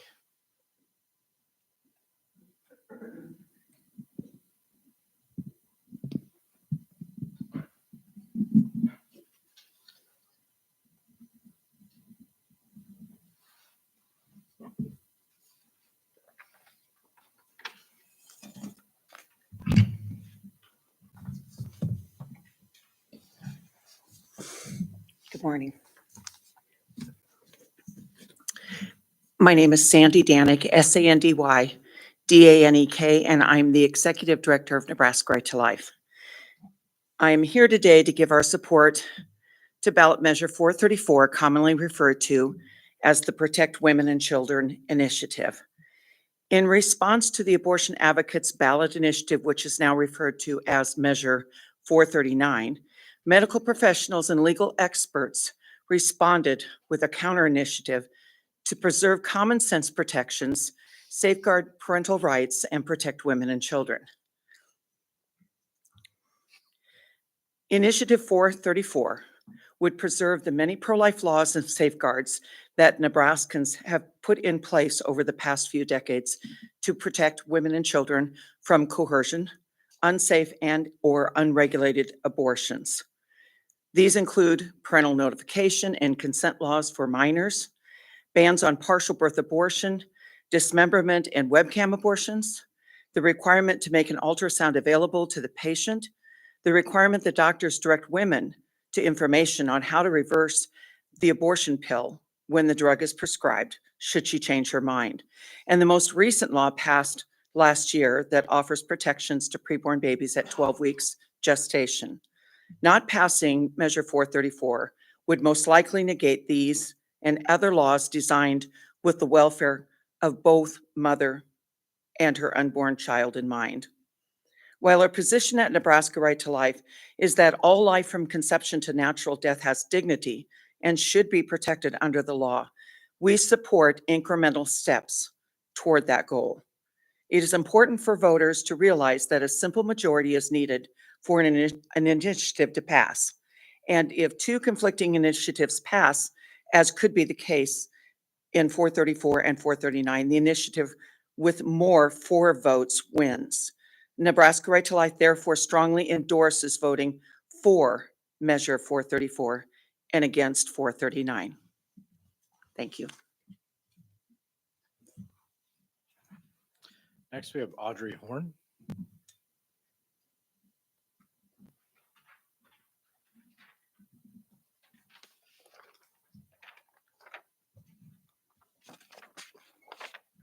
Hi, my name is Audrey Horn, AudreyHorn. I am a lifelong Omaha resident and a mother and a stepmother of a total of 5 adult women that all live in the state of Nebraska. And I have grandchildren too that I'm frightened for. Today, I'm speaking up to encourage my fellow Nebraskans to vote against 434 and vote for 439. I want my daughters and granddaughters and my friends, family, my community to have the same reproductive rights that I had. It's as simple as that. We need to have the same rights. I volunteer at Planned Parenthood as a patient escort to ensure patients have access to reproductive care. And I volunteer because Planned Parenthood supported me to obtain birth control and reproductive care when I needed care. When the Protect Our Rights petitions, now known as Initiative 439, were first available, I immediately volunteered to help with the 439 petition effort. I read the petition language to every voter. I still can say it in my sleep if anyone would like to know what the language is. And I made sure they understand what they were signing. Many Nebraskans voluntarily told me their pregnancy complication stories and were enthusiastic to sign the 439 petition to protect the fundamental right to abortion because abortion care saved their lives, their daughters' lives, their spouses' lives, someone they knew. And I will not share any of their stories with you because those are private stories that they told me while I was collecting the petition signatures, and I collected a lot of signatures. They didn't need to tell me. They were frightened that this right could be taken away from them and their lives would be endangered. The opposition petition, known as now Initiative 434, the Protect Women and Children campaign, was the entire time lying to many Nebraska voters to try to confuse Nebraskans.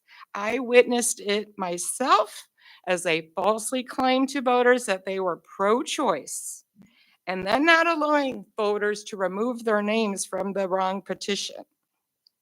The only reason for 434 even starting the petition campaign was just to try to cause confusion, and they are successful in causing confusion.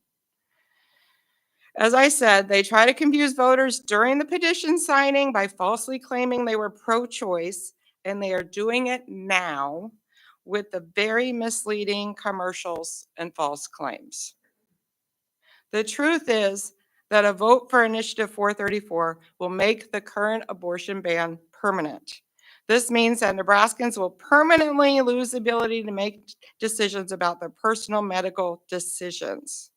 Initiative 434 does not help women who have pregnancy complications in the 2nd and 3rd trimester. Even if you've had a healthy pregnancy, which fortunately I did, we must think of our friends and neighbors who cannot get the care they need and have to travel hours to surrounding states to get care. I heard too many stories from frightened Nebraskans. We need to let patients and doctors make medical decisions and leave the politicians out of the process entirely. That's why I'm here today to urge Nebraskans to vote against Initiative 434 and for 439 to end Nebraska's current ban on abortion so that families have control over their own medical decisions and not the government. Once again, Nebraskans can stop the government interference. Vote against 434 and for 439. Did I spell my name at the beginning? I don't remember. You did. I did. All right. Thank you. I didn't want to forget. Can I just say the card?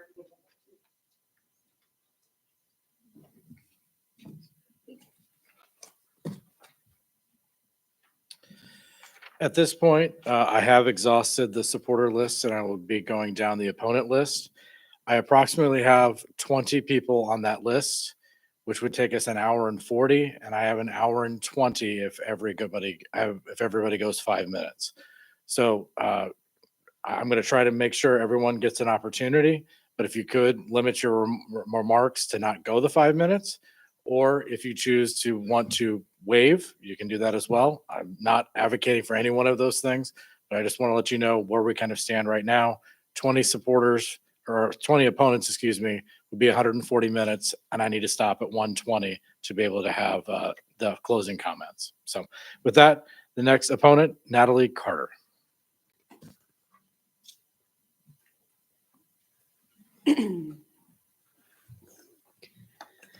Hello, my name is Natalie Carter, N-A-T-A-L-I-E-C-A-R-T-E-R. I am a mother, I am an abortion clinic escort, and I am the recipient of an abortion. I am here representing Nebraska Abortion Resources today, and I am a lifelong Nebraska resident and voter in Douglas County. I am here today to urge all Nebraska voters to vote against Initiative 434. The dangerous abortion ban will lead Nebraska down a slippery slope of control. It is 2024. I should not have to beg for my own bodily autonomy. More so, I did not choose to have children in a state where their future rights are being stripped away permanently right now. There is so much rhetoric surrounding this, quoting God and the Bible, and this is not the place. There is a separation of church and state for a reason. This commentary is teetering on white Christian nationalism. I urge voters to vote for Initiative 439. My medical decisions need to be left up to myself and my doctor. I should be able to govern my own body. If I were to experience a medical emergency, I do not want to enter a hospital emergency room and be told I can't be treated because doctors are mandated that they are not allowed to do their job. In 2011, I was able to access safe abortion care when I needed to. I am forever grateful that I did not have to endure a back alley abortion or have follow-up complications. Truly, the worst part of my experience were the grown adults screaming at me as I entered my doctor's appointment. It enabled me to turn around and get activated and to be involved. No person should ever fear for their safety when walking into a building. If we allow the dangerous abortion ban in Nebraska, I fear that you will not succeed in banning abortion. You will ban safe abortion access and put pregnant Nebraskans in danger. The supporters of 434, there's a solution. You don't have to choose abortion, but don't take away my choice and the choice of others. Nebraska, I urge you to vote to protect our rights, my daughter's rights, your loved one's rights. Vote against Initiative 434 and vote for Initiative 439, the right to bodily autonomy and access to medical care. Thank you.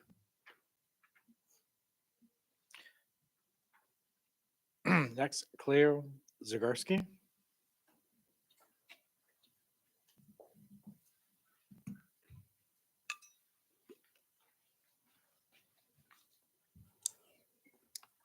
Hi, sorry, I have a little bit of a cold. My name is Cleo Zagorski, Cleozagurski, and I'm a concerned young woman born and raised in Omaha.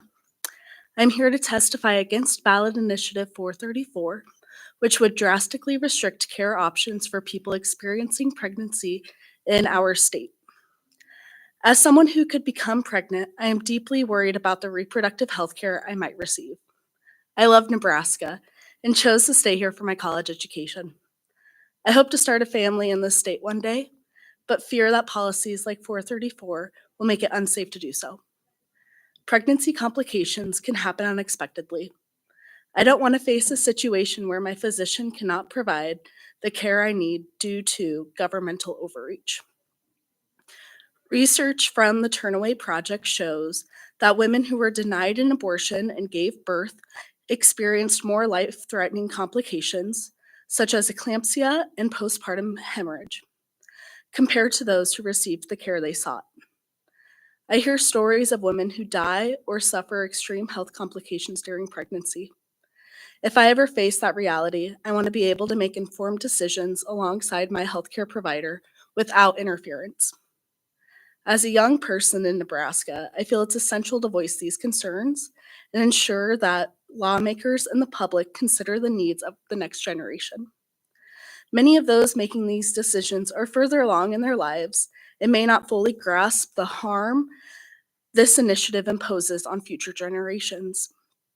Please think of your daughters, granddaughters, and nieces who could find themselves in life-threatening situations during pregnancy.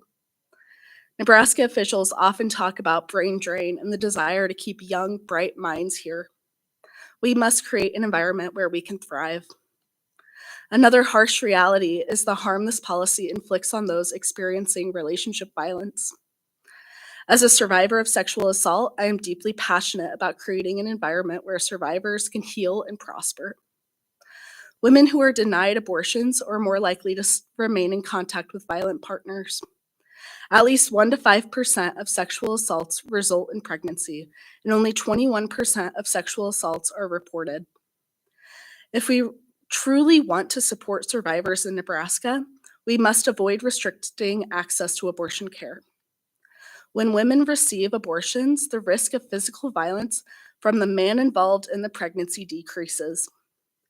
We need to make Nebraska a state that supports survivors, and limiting access to best practice medical care does the opposite. I urge you to connect with young women and survivors of sexual assault in Nebraska. We have hopes for our futures, and I want to live in a place where I can thrive. Let's uphold Nebraska's good life and oppose Initiative 434. Thank you.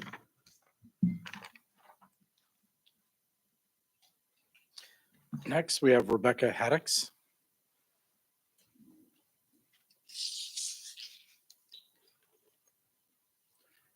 Close the door behind.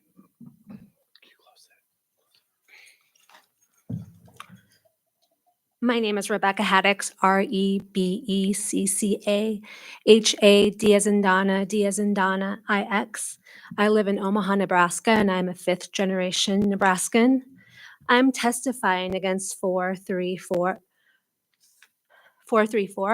I honestly believe everyone would be against 434 if they personally knew the people I know. My coworker with a planned pregnancy who was told her baby's head was abnormally small, and if she was able to carry to full term, her child would not live long after birth. She was told the possible risks, and she chose to abort the pregnancy. She got her diagnosis before Roe v. Wade was overturned and was able to receive treatment here by her own doctor. Then there's my neighbor. They were done growing their family, and the husband had a vasectomy. 4 years later, the wife was pregnant because the husband's tubes reconnected. And my sister-in-law, who developed preeclampsia during her first pregnancy and was on bed rest for several months. She was told by her medical provider that a second pregnancy could kill her. There are many reasons why women and families need health care choices. 434 hurts women and families. Women need laws that help them, like expanding access to effective, reliable, and affordable birth control, no matter where in the state you live, and funding a campaign promoting vasectomies and making them more affordable. And most important, a law that gives patients the fundamental right to abortion. There will never be a time when all pregnancies are planned and safe. We need to vote for 439 and against 434. Thank you. Thank you.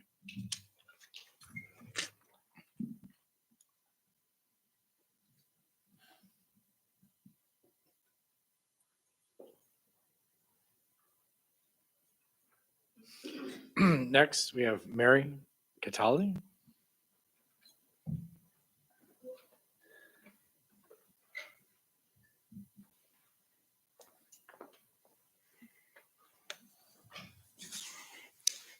My name is Mary Kitely. I know, it First one of happens. the day. Mary, M-A-R-Y, Kitely, K-I-T-E-L-E-Y. I'm the mother of 4. I'm sorry. And the grandmother of 9. Today, I am speaking to encourage my fellow Nebraskans to vote against Initiative 434 and for Initiative 439. During my pregnancy 40 years ago, ultrasounds were only done for high-risk pregnancies. Up until the day my child was born, I thought everything was okay and we would be bringing home a healthy baby boy. It was not until after delivery that it was determined that he had a bilateral diaphragmatic hernia. His internal organs had moved up to his chest cavity and prevented his lungs from developing. He died in the NICU in less than 30 minutes following agonizing CPR and invasive procedures. There was nothing that could be done to save him. Every minute he felt was painful for him and for us. We left the hospital with empty arms and a broken heart. Today, anatomy ultrasound scans are routinely done between 18 and 20 weeks. These ultrasound scans reveal fatal fetal anomalies, like my son's bilateral diaphragmatic hernia. Medical termination at any stage of pregnancies are hard and personal decisions that should be made between the patient and their medical team. These hard and personal decisions should not be made with the state's interference. Initiative 434 has so many unintended consequences that politicians are not qualified to anticipate. If my situation happened under Initiative 434, I would be forced by the state government to carry my pregnancy to full term unless I develop severe complications endangering my life. My son would still die. The state's interference in the decision processes traumatizes the parents and the families in their most distressing and private times. I voted against Initiative 434 and voted for Initiative 439 to remove the state's interference in personal reproductive healthcare decisions. And I hope my fellow Nebraskans follow my lead. Thank you.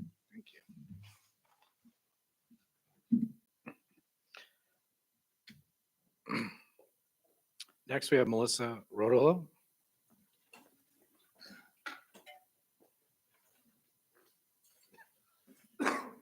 Just like to see who's here.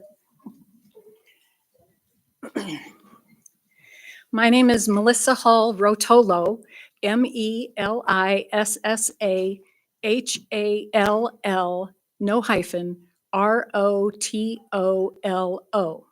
I'm from Omaha. I am here to stand against 434. I see that I'm sitting, but I will stand, sit, squat, or do jumping jacks against 434. 434 is outrageous overreach. My sons now are 19 and 16 years old, and they are fully formed, healthy, living, breathing human beings, thankfully.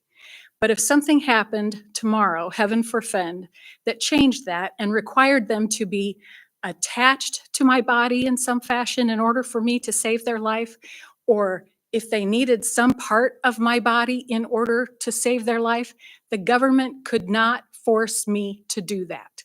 Likewise, when I die, the government cannot harvest my organs from my corpse, no matter how many lives those organs would save, if I have not given permission in life. So somehow, between being a living, breathing human, being a corpse, once you're pregnant, 434 says that your body now is state property and the state can tell you what to do with it. This is wrong. I'm not sure how pregnant bodies have fewer rights than a corpse, but we need to change this. Also, pregnancy is not a 9-month inconvenience. Pregnancy is a lifetime commitment, whether you keep the baby or you don't. Pregnancy irrevocably alters bodies. Organs get displaced. Organs sometimes never function in the same way after pregnancy that they did before. We can talk for weeks about pelvic floor issues if you'd like.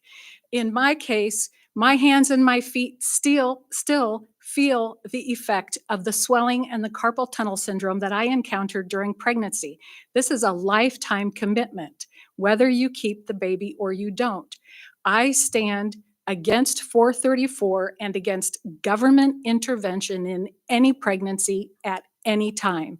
Please vote against 434 and for 439 until we can get the government completely out of it. Thank you. Next, we have Sierra.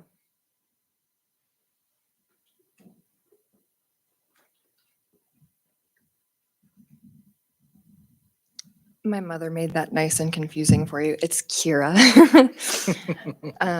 Kira Banders is my name, and it's spelled Ciarabandars. I am here representing myself and Nebraska Abortion Resources, and I am here in opposition of 434 because it would be devastating to the women and children of Nebraska. We see and hear every day more and more these stories of the effect these types of bans have on women and children within states that pass them. Someone in particular I'd like to bring up is Amber Nicole Thurman, who was a 28-year-old mother who lived in Georgia and was scheduled to receive abortion care when the state passed a 6-week ban. She had to travel out of state to receive care and ended up receiving a medical abortion instead of a surgical due to traffic issues. She had an unfortunate complication in which she went to the ER, as her doctors had suggested, where doctors went back and forth on how far gone she had to be before they chose to save her life. And unfortunately, she was not saved, and she left a beautiful baby boy behind. Bans like this leave children without their mothers, and people don't realize on either side of the aisle this affects women. If you have these organs, you are affected by bans like this. When I was 21 years old, I found out that I was pregnant. I have always wanted to be a mom, but the panic I felt looking at those lines is something I will never forget. I've struggled with my mental health for as long as I can remember, which stems from the passing of my mother when I was 7 years old. I was not mentally okay enough to get myself to work regularly, let alone through the process of pregnancy and be someone's mother, especially after having my son and experiencing tremendous mental health changes that can take place during pregnancy and postpartum.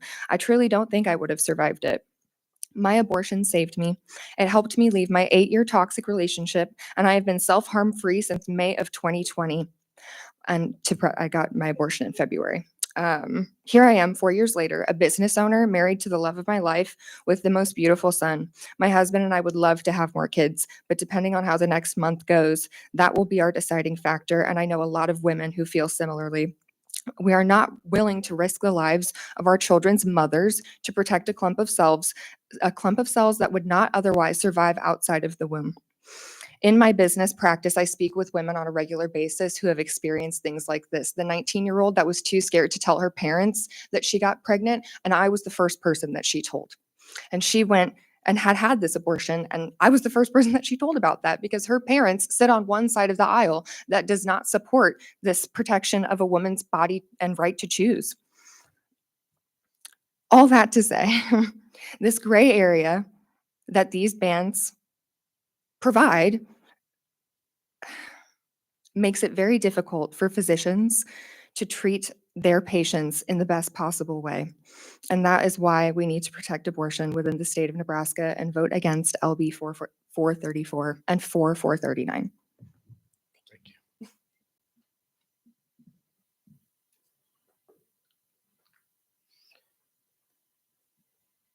Next, Joy Catharino.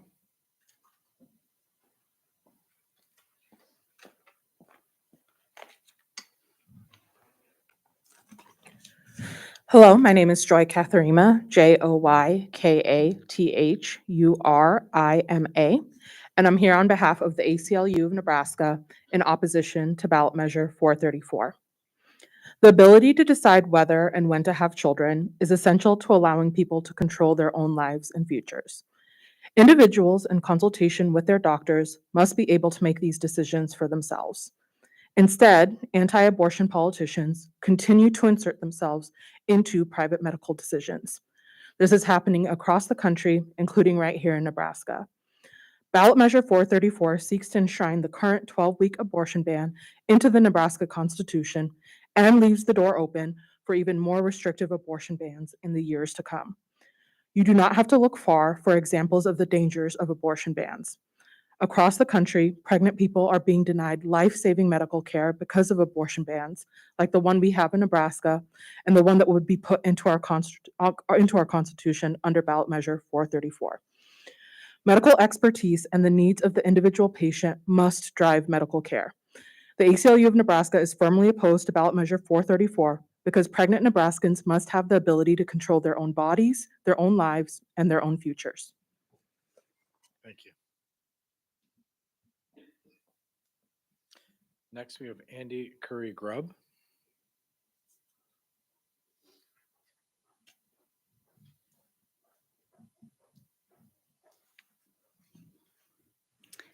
Good afternoon. My name is Andy Curry Grubb. That's ANDICURRY I'm the Executive Director for Planned Parenthood Advocates of Nebraska, which is the advocacy and political arm of Planned Parenthood North Central States. We as an organization mobilize supporters to protect, promote, and expand access to sexual and reproductive health care, and I'm here today to voice my opposition to Initiative 434. For years, PPAN has been fighting to keep the government out of deeply personal decisions that patients make every day. We have been fighting to let doctors do their jobs, to treat patients based on their best judgment and medical expertise. We have done this because we know that most Nebraskans, no matter how they personally feel about abortion, think the government has gone too far with its interference into abortion access. Initiative 434 is the latest effort from the same groups that have been trying to control our bodies for years. From the start, the goal of this initiative has been to confuse and deceive voters into helping them meet their goal of completely banning abortion in our state. We encourage voters to look past the deceit and learn the truth about Initiative 434.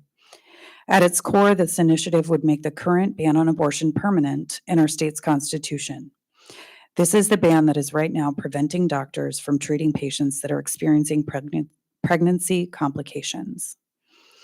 I spoke to a doctor recently who said the hardest thing they deal with right now is when a pregnant patient experiencing complications comes in and they have to determine what makes that patient, quote unquote, sick enough for them to be able to do their jobs and treat that patient. Because of the vague and non-medical language of the current ban, they don't actually get to decide that.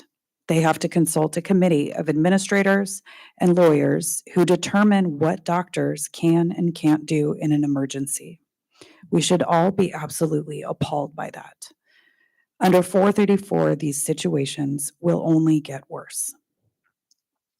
But we also know that it will not stop there. 434 would put the current ban in our state constitution while doing absolutely nothing to protect access to abortion at any stage, something that many proponents today have conveniently left out. This means the legislature has a wide open door to continue rolling back abortion access until it is entirely gone. And our leaders have said that is their goal, some of them here today. After the current abortion ban passed, Governor Pillen said he and conservative lawmakers were, quote, going to end, unquote, abortion in Nebraska. He said their push will not stop with bans at 12 or even 6 weeks. Special interest groups have been saying that 434 is the first step to fully banning abortion in Nebraska. With one saying, quote, Initiative 434 is not an acceptable final result. I believe that person was actually here today. And that it would not restrain anti-abortion activists from, quote, doing more by passing further restrictions in the future, including rolling back exceptions for rape and incest. Their language is even written in a way that could open the door to government interference into IVF and miscarriage care. No matter what they say today, we need to listen to the people who oppose both of these measures, because ultimately these are the views 434 represents. Many supporters are trying to convince you that they are fine with 434, but most of them are being dishonest at best and intentionally deceptive at worst. For all of these reasons, I oppose Initiative 434 and encourage voters to vote against it and for Initiative 439 on or before November 5th. Thank you. Thank you. Next, we have Peng.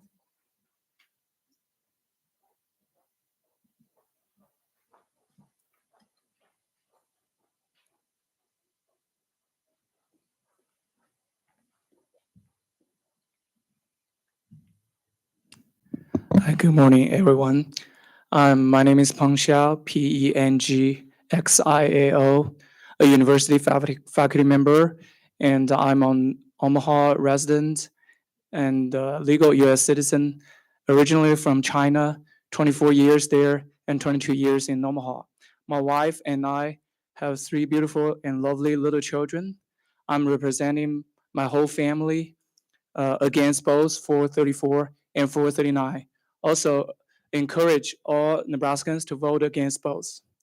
The 434 is called so-called protect the women and children is very deceptive. Our current Nebraska Constitution acknowledges right of life to all humans.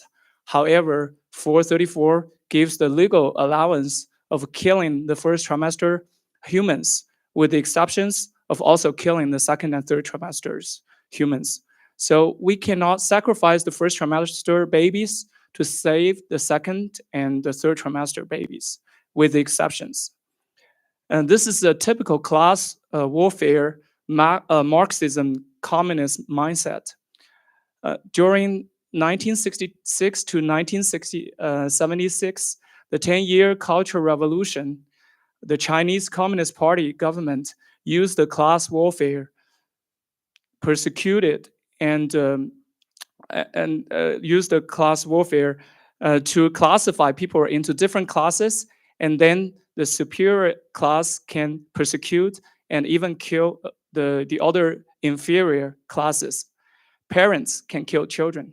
Children can kill parents if they were classified in different classes. This class warfare killing in the 10-year Cultural Revolution has been caused so horrible disasters and traumas in the whole society of China, even till now. The 434 defines the second and third trimester babies are more superior than the first trimester babies against the equal right of life for all humans. The same is for 439, which tries to give permission to kill preborn children even to the full-term pregnancy, making the preborn humans can be legally killed at any stage of the preborn children. So both 434 and 439 are cruel and horrible. Our Constitution should follow the law of God of nature. In the 10 Commandments, God said, do not murder, but never said do not murder in the second or third trimesters, with the exceptions, nor said do not murder for just postborn humans. If we allow either 434 or 439 to change our Constitution today for the preborn, tomorrow they will pass the law to legally kill the postborn humans of specific races or ages. Think about Nazism in Germany that killed so many Jewish people in World War II. Deuteronomy 30:19, I call heaven and earth as witnesses today against you, that I have set before you life and death, blessing and cursing. Therefore, choose life now, that both you and your descendants may live. Wake up, Nebraskans. Choose life and blessing now, but not death and cursing. Vote against both 434 and 439 to protect our Constitution. Thank you. Next, Emily Burnside.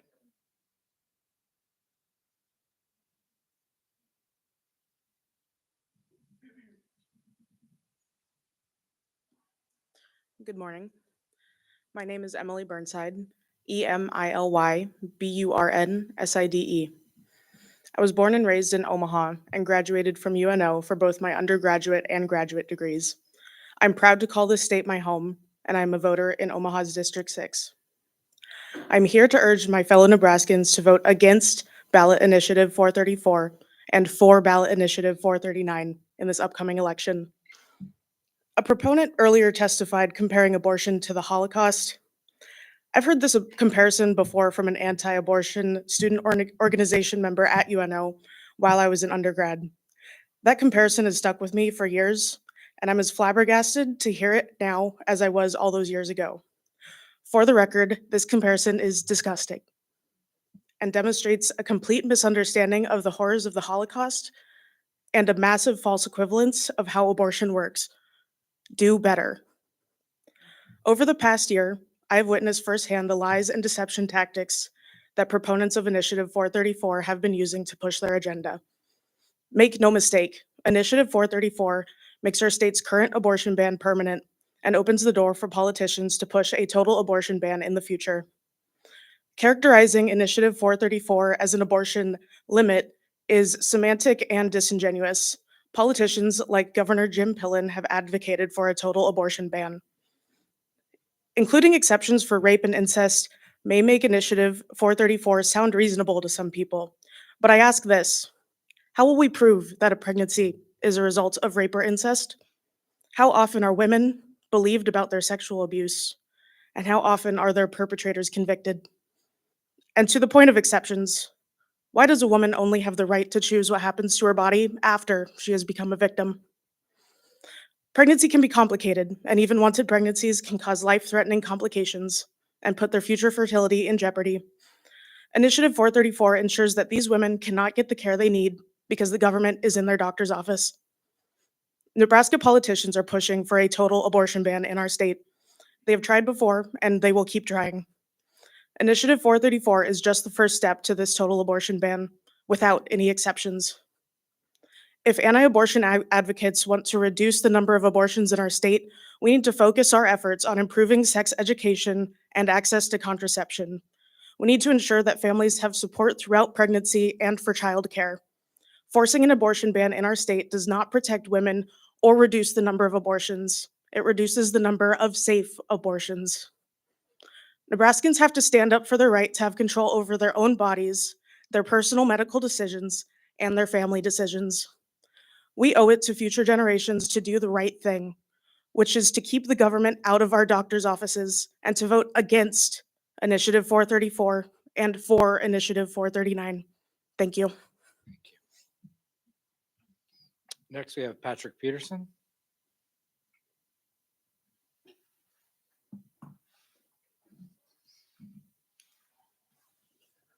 Patrick Peterson, P-A-T-R-I-C-K, P-E-T-R-S-O-N.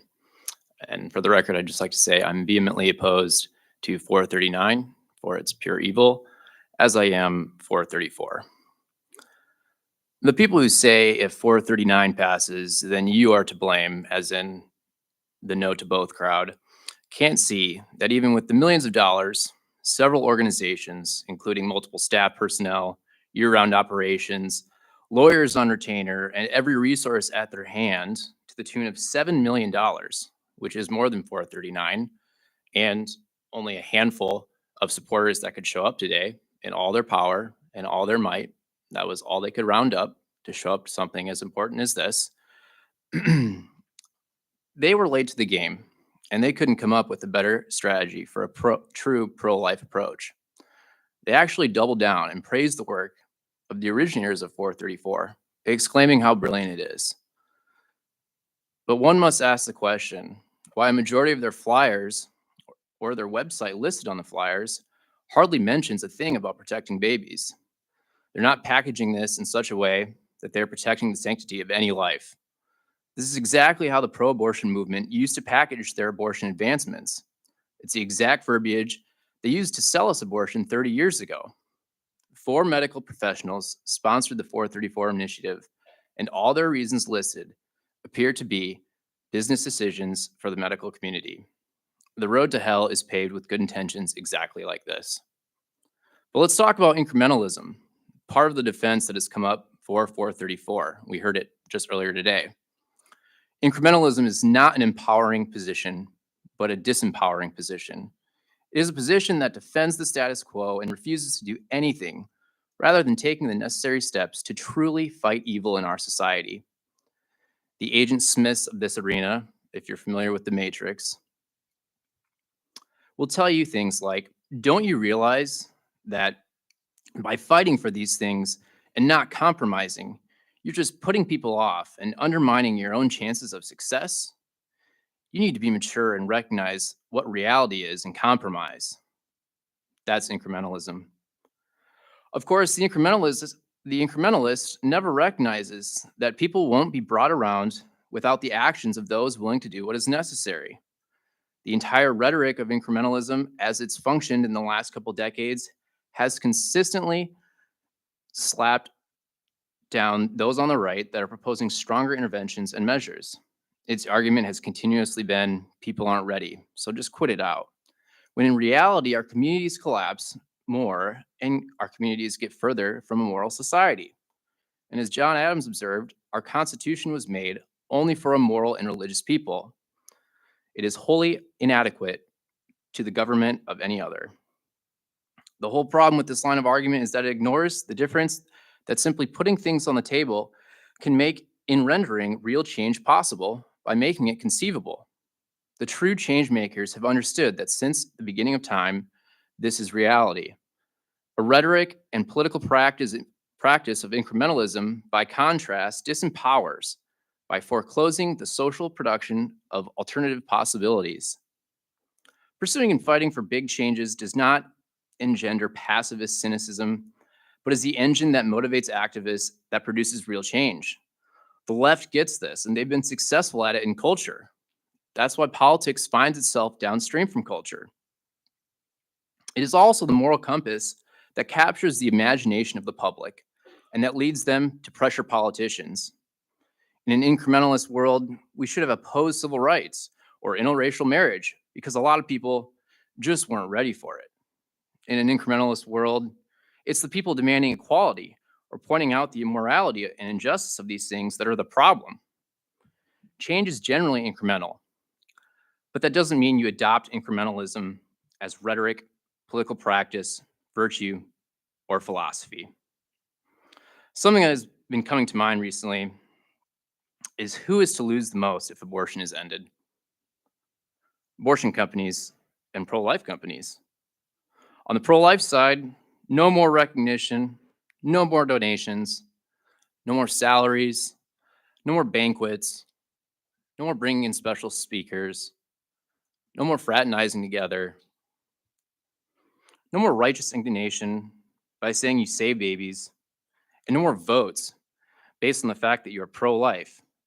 So now your other policies actually have to be scrutinized. If abortion was banned, all the pro-life organizations go away, and all their money and prestige goes with it. So would you really try to work yourself out of a job? Very few would. Everyone is looking out for their own self-interests. I do believe that there are good people and good organizations that want to end abortion, but to see the pushback all over from so-called pro-life organizations and politicians towards actually ending abortion, I can come to no other conclusion than they want abortion to continue, so they have something to fight against. Mr. Peterson, I need to have you wrap up your remarks. Certainly. The pro-life industry has become a profit center of charlatans. Vote no on both. Thank you. Allison Benjamin.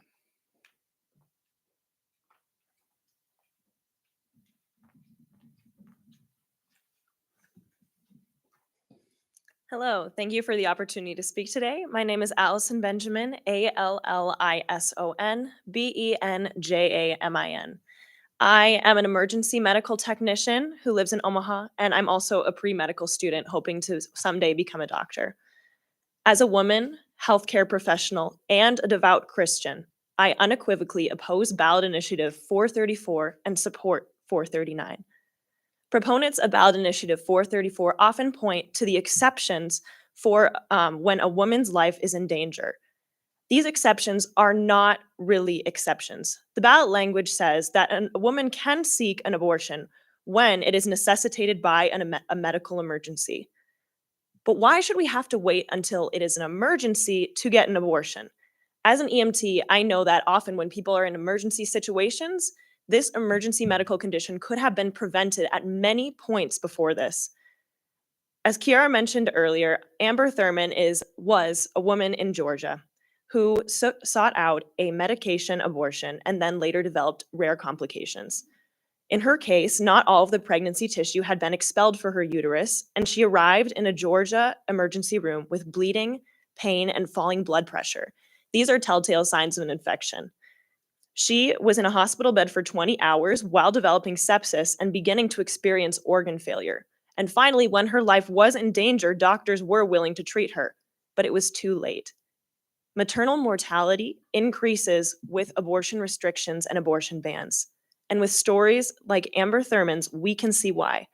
In 2017, which is before Roe v. Wade was overturned, it was found that in states that enacted restrictive abortion laws similar to the ballot initiative being discussed today, maternal mortality increased 38%. And out of 29 states with maternal mortality statistics, Nebraska falls in the top third of maternal mortality rates. We have 28.2 deaths per 100,000 live births. So we have a choice. Do we actually want to protect women? In that case, I encourage my fellow Nebraskans to vote against Initiative 434 and for Initiative 439. One last point I'd like to bring up that a number of proponents for 434 and opponents of 439 has brought up is that 439 opens the door for healthcare practitioners who are not doctors to perform abortions. This is simply not true.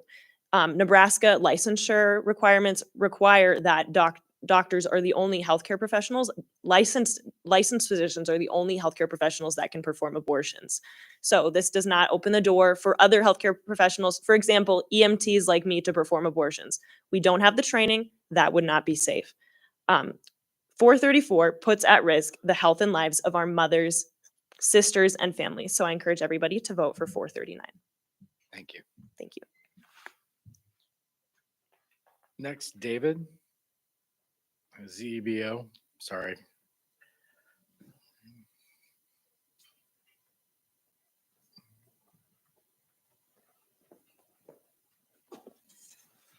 It's David Zabolsky. It's Z like zebra, EBOLSKY. And I'm here representing ChooseLifeNow.net, an initiative to end abortion in Nebraska. I'd like to appeal to everybody in the room, to consider the child, to consider that we all were that child. And when would we stand up against abuse or violence towards any child? Would we defend a child with our own lives who was of elementary school age? I think we can all agree on that. Would we defend that child if she were a toddler or a 1-year-old? Would we defend a child with our own lives if the child was 1 day before birth, or a month, 2 months? When are we all willing to dispose of that child, to murder that child? When do we have a right to kill an innocent child? 3 months before birth? 6 months before birth? 8 months? 9 months? A minute after conception, could we kill a child? We all need to ask ourselves when, because we're all in a different place. Most of the people in the room, most of the people who will read this testimony are all in a different place. Visit ehd.org and watch a fetal development video, and you can decide for yourself when you'll destroy the life of that innocent child. So who speaks to the child? Who speaks for the child? Who gives voice to that innocent child? We oppose 434 and we oppose 439. We oppose because both 434 and 439 will increase, not decrease, abortion. We oppose because both 434 and 439 will actually expand abortion. The expansion of 434 is because first trimester is 13 weeks beyond existing 12-week law. The expansion of 434, abortion expansion, is because of sexual assault definitions that expand abortion access beyond the definitions of rape with the existing law 574. We recognize abortion expansion because when you permanently change the state constitution to allow abortion up to birth for these reasons, it'll make it much more difficult to remove. So it's a worse law for the child in the womb. It doesn't protect women and children since no abortions are committed in the second and third trimester. They're illegal unless they're accepted by this 434 initiative. We don't want more abortion. We want less. In fact, we want no abortion. We never want to kill an innocent child in the womb, and we want to extend every support to the pregnant mother and to the culture in which she lives to educate people on these issues, why we can have no exceptions, why we cannot abort for reasons of rape or incest or sexual assault, where we want to extend again every support to the victim mother, where we want to extend every criminal penalty to the criminal rapist. Abortion never helps a mother, and abortion always hurts a child, always kills a child. There's no incrementalism with 434, except incrementalism in the wrong direction for the reasons that I've stated. 434 and 439 allow abortion up to birth for various and separate reasons, so we oppose that. 434 and 439 protect big pharma blood for money profits. Blood for money profits with emergency contraceptives, which can have an abortifacient action. That's a $2 billion a year industry. Birth control, which can have an abortifacient action.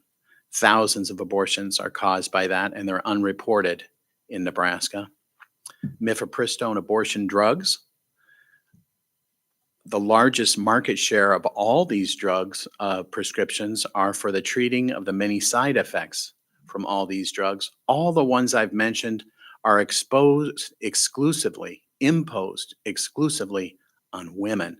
Women are the ones who are suffering, and men are the ones who are exempt, who this 434 actually protects. I didn't mention fertility destroying gender drugs for minors with the existing law 574, but all these drugs imposed on women are generating monstrous profits for pharmaceutical companies. So we stand against 434 and 439 because of the exploitation of women and because the danger of the child in the womb. It'll increase abortion, and Jesus Christ himself was conceived for just days when when John the Baptist leapt in the womb of Elizabeth at the greeting. So we know life is sacred from conception. Please vote against 434 and 439. It's not Catholic and it's not Christian. Thank you. Thank you. I think I got a 50-50 shot at this, so I'm going to try. Callie Coleman. Kelly? Oh, it was without the E that I thought maybe I had It's it. okay. so. It's all right. My name is Kelly Coleman, Kellyleycoleman. It's okay. I represent myself in Nebraska Abortion Resources. I am against 434 and 439. I am a mom of two and a bonus mom of four by choice. When my oldest son was not meeting milestones at 15 months, I took him to many doctors, feeding clinic, the early intervention team in the school district that I lived in, and finally, a developmental pediatrician suggested genetic testing. The results came back and my son was diagnosed with Fragile X syndrome. At this time, I was pregnant with a second pregnancy. I then had an amnio and found out that again, my pregnancy would result in a child with Fragile X syndrome, a lifelong disability. Thankfully, I was able to terminate that pregnancy. I was able to make a decision that I was comfortable with. I wasn't forced to continue a pregnancy that would result in me knowingly passing on a syndrome, a disability to a human that wouldn't have the choice to live their whole life with multiple challenges. Thank God for abortion. I urge voters to vote against 434 and 439. Thank you. Next, we have Emily.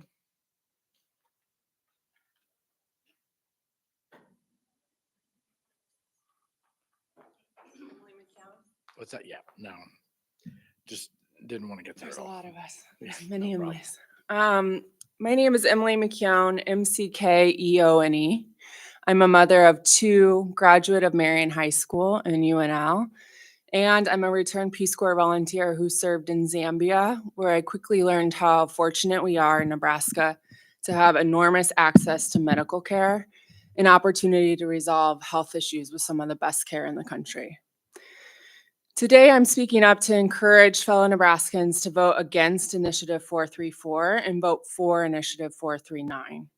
As someone who has grown up in the state, I was raised that Nebraskans find common sense solutions and we aren't afraid to go our own way and diverge from what others in the country might be distracted by.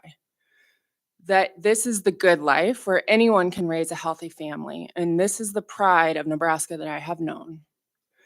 Unfortunately, I think we've lost our way over recent years and have been caught up with some of the nonsense at the federal level, which has been created to divide us. I believe Initiative 434 is a case like this. Nebraskans do not need to create more trouble for each other, especially for the most vulnerable in our state, women and children. At this point, we have the benefit to see outcomes from other state bans across the country over the past 2 years. We know that these types of bans create confusion for doctors trying to do their jobs when confronted with a situation where abortion is needed and necessary to save a patient's life. It also has the potential to make it harder for families that are struggling to have children to access the services they need to start and expand their families. Lastly, it would create tragic and traumatizing cases for families that need to abort a fetus that isn't developing as expected and creating life-threatening complications for the pregnant person. Of course, we want women to get life-saving medical care in our state. Of course, we want families to access the best care they can and get help to grow a family in Nebraska. And of course, we want doctors and patients to make medical decisions together that enable the best medical outcome for their unique situation. We have so many other pressing issues to solve. We do not need to be adding confusion and complexity for medical professionals and patients in need. We do not need to take away the right to make personal medical decisions from our neighbors. We want to see maternal mortality rates go down in our state, and we could be a leader in this way with our incredible medical care. And we also don't want to see infant mortality increase, which has been evidence across the nation where these bans are in place. Thank you so much. I'm so grateful for the opportunity to share my perspective today. I encourage my fellow Nebraskans to vote no to 434, yes to 439, so that we can keep this state a great place for families to live. Thank you. Thank you. Willa.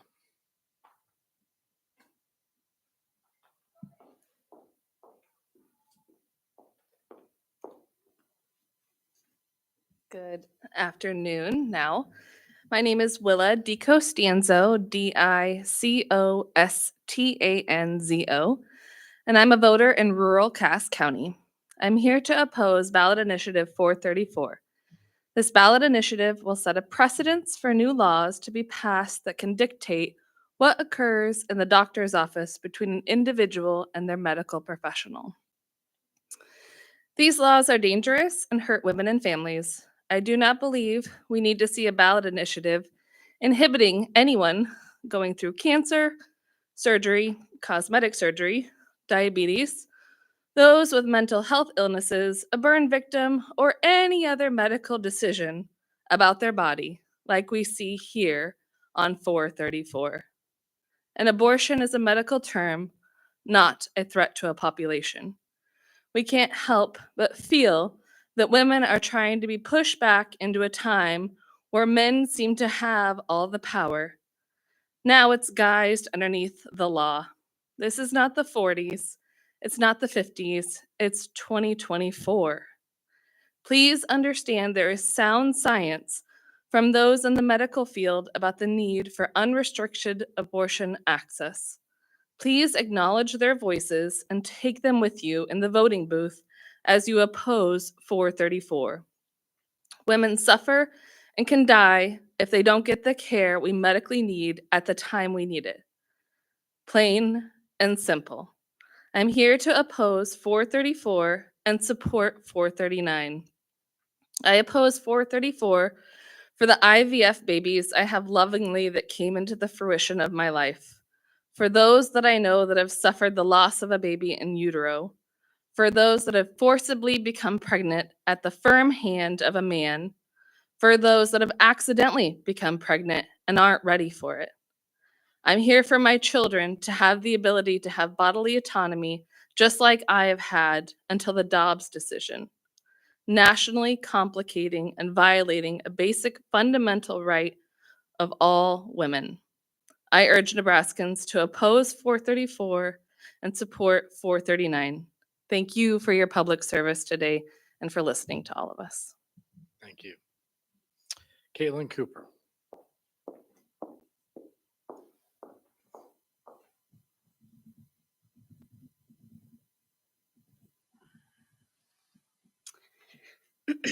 My name is Caitlin Cooper. It's Kaitlyn Cooper. I came here today just to come, much like most things I do in life, I've decided to just wing it. I'm not a public speaker, so you'll have to forgive me as my voice cracks at any shakiness. I'm here against Amendment 434. I do want to address that I, a female, am sitting here in front of a white male, begging for the record to recognize my own rights. I'm arguing against an initiative that was meant to confuse voters. I'm arguing against an initiative that litigates and proposes restrictions on the body. Sorry, nerves. And proposes restrictions on the body of a female when there's nothing comparable for my male counterparts. I'm staunchly for my pro-abortion stance. I wasn't always like that. I come from a right-winged household. Oddly enough, my mother had an abortion so that she could leave her abusive household at 18 and join the Air Force, where she met my father. However, growing up in a household full of hate and disdain for a woman who made a choice wears on a person. I sought my own fully informed view and came to realize that how a woman plans for herself and her family was none of my business. As a single mother with a child, that child is truly a gift. You'll remember I said I wing things, but as a single mother, family planning is not something to be winged. Family planning should always be a choice, prior, during, and inanely after. Breeding children into unloving, unprepared homes is not to be winged. We live in a state where our governor's purse strings and opinions are pulled by his political backers. We live in a state where we ban books and ban contraception, we ban information, we refuse to review the fact that our foster system fails many kids. The babies are cute, but the kids come with too many problems. We live in a state with abysmal social programs and a local government that wants to limit fundings. We live in a state that fails the separation of church and state in a terrifying way. Because we live in a state that fails its living, breathing, abandoned constituents, we should be against this ban. I urge those around me to vote against 434. It doesn't protect women and children. It protects a disgusting breeding requirement. My body is not a vessel solely reserved to create another life. My body is my own and it will remain this way. Banning abortion doesn't stop abortion. Banning abortion stops safe abortion. If Nebraska doesn't allow it, we'll continue to find a way, and all you're doing is murdering women. Vote against 434 for Amber Thurman, for Candy Miller, for the single mom that seeks stability, for the overrun state resources that can't keep up. Again, vote against 434 and vote for 439. Thank you. Jody Hedrick.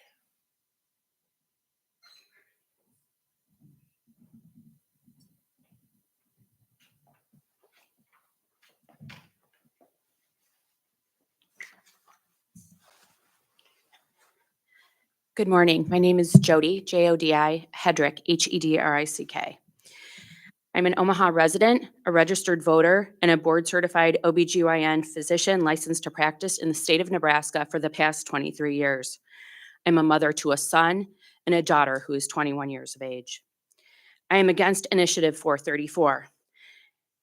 As a woman trying to get, as a woman's healthcare expert who has treated thousands of women over my 27-year career, since legislative bill 574 became law, my ability to do my job and care for women has become more difficult. If Initiative 434 was passed, it would restrict my abilities further. In the past year, I had a patient whose amniotic sac ruptured at approximately 15 weeks gestation. The fetus had a heartbeat. The fetus at this gestational age has no chance for survival.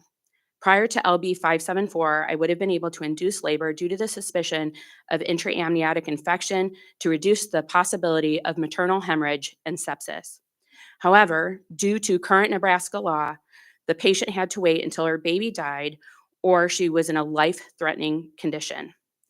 At the time, she did not meet either criteria under current Nebraska law. I monitored the patient very closely after many days. The fetus died at approximately 10 days after rupture of membranes, and I was able to proceed with induction of labor without fear. Initiative 434 would further restrict my ability to provide standard of care reproductive medicine. As a physician, I should not delay standard of care medicine for any woman. I should not have to call to an attorney to inform me of how to proceed in the care of women. I should not have to interpret what the law says in order to provide reproductive health care. I should not have to fear the loss of my medical license when managing complex medical disease processes. Please do not make the wrong choice. We, the people, can stop government interference. Vote against 434 and for 439. Thank you.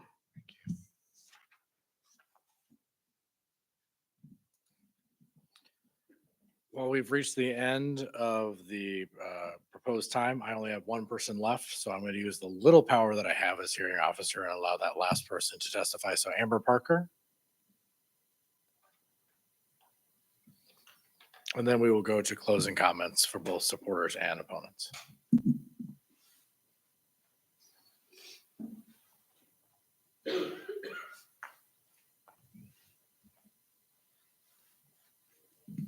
Okay.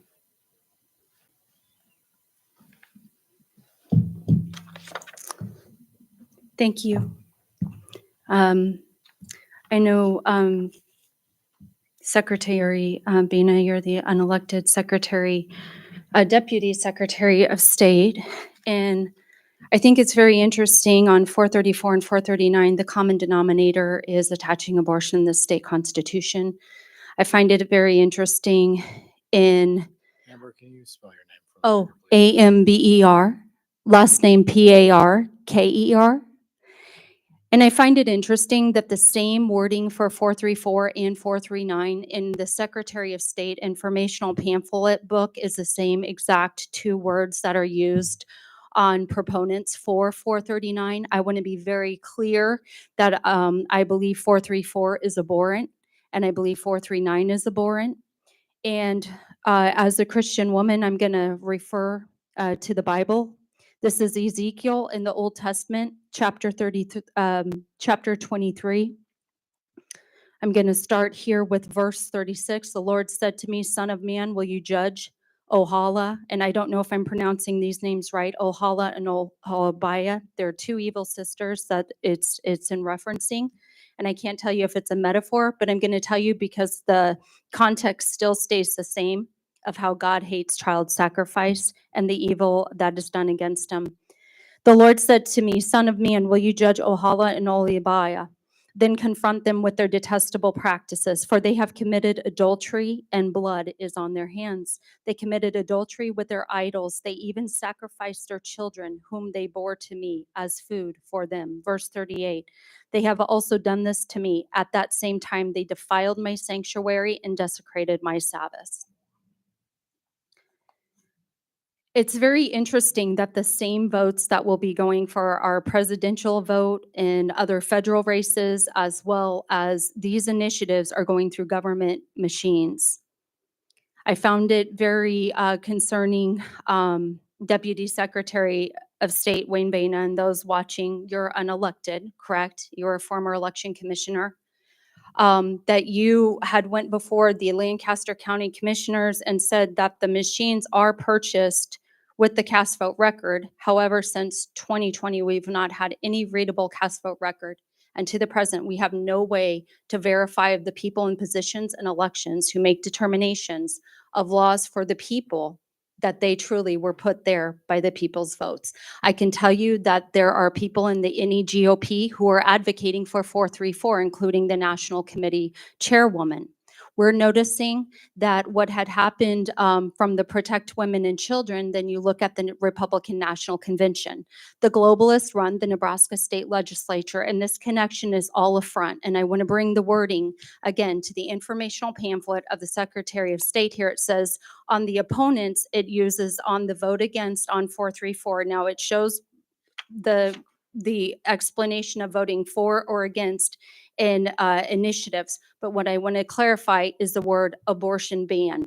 This right here is showing on the commercials for people that are advocating for abortions up to birth. And it's also the same wording used in 434. I want to highlight that because it's a deception. The whole goal between these two abortion initiatives and everything going on is the common denominator. They're abortion initiatives, and it's the future bloodshed on the hands of the people that vote to hold it up to God and say, I take accountability, I'm responsible, and it's okay. I will testify for the bloodshed on my hands in these areas and allowing these children to be murdered from the mother's womb. Furthermore, it's greatly disheartening to hear, I have not heard fathers, a woman cannot impregnate herself, and there are babies that are being murdered and the father's voice is never heard. And it is evil to set up and forget that men are a part of this equation as well. Our hearts, we need to be a state. If this is attached in our state of abortion to the Constitution, you now have set up a form and a way for the government to deem certain people as slaves to the state government. They're not telling you that. Think about the pink slips you got when people were crying out. You have farmers who have lost their land, people who have lost their homes. We have people in Omaha being pushed out. We have criminals. We have people coming over illegally. We are overwhelmed. And now what they want, and it's opening the door to organ harvesting. Ask yourself why we have not been able to protect the most defenseless and innocent, but they have taken and continue to educate for Marxist agendas to the point of pushing the Babylonian system. We are in the Babylonian system in Nebraska schools. There are some good teachers, but it's not normal to want to teach children pornography and call it equality. It's not normal for Merrick Garland underneath the Biden and Kamala Harris administration to come and go after parents who want to protect their children's innocence. We are, yes, I say honor God, vote no to 434 and 439, and save our future generations.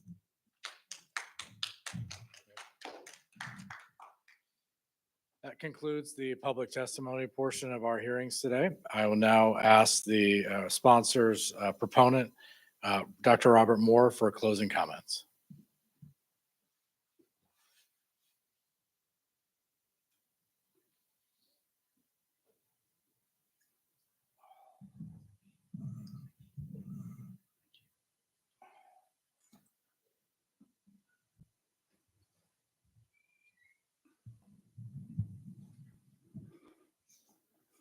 Thank you, Mr. Speaker. Again, my name is Robert Moore, MD. That is ROBERTMOORE, MD. Initiative 434 is championed by licensed medical professionals who believe in common sense protections for women and children. Women in Nebraska currently receive extraordinary care during pregnancy and in crisis situations. Nothing in Initiative 434 changes this reality. Nebraskans can and will continue to obtain treatment for ectopic pregnancies, miscarriages, stillbirths, and other medical emergencies without hesitation. Current law and Initiative 434 do not jeopardize any of this critical care for women. Anyone who states otherwise is simply trying to manipulate voters in a way that actually harms women in crisis.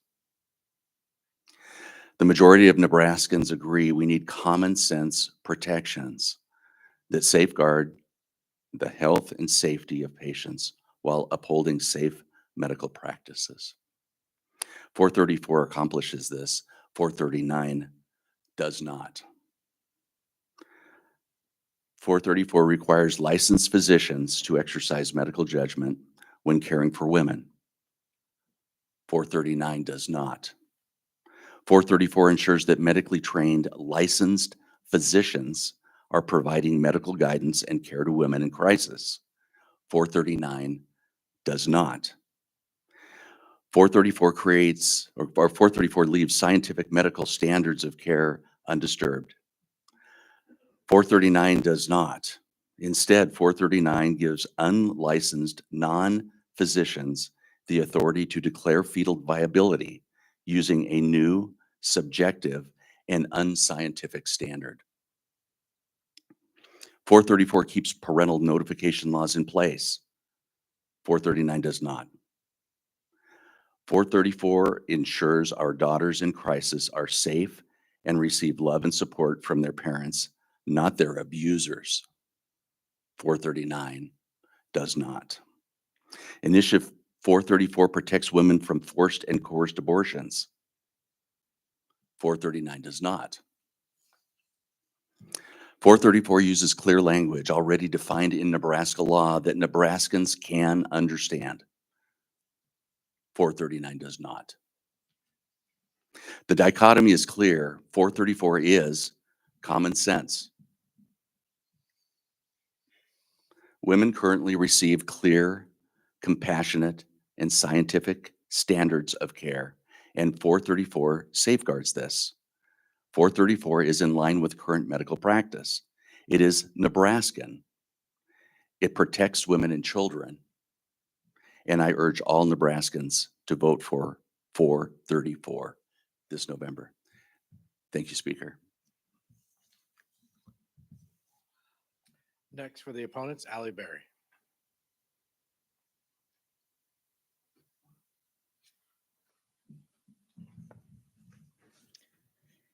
Hello, my name is Allie Berry, Allie, Berry, Berry. Today, it was made abundantly clear why Nebraskans must oppose Initiative 434.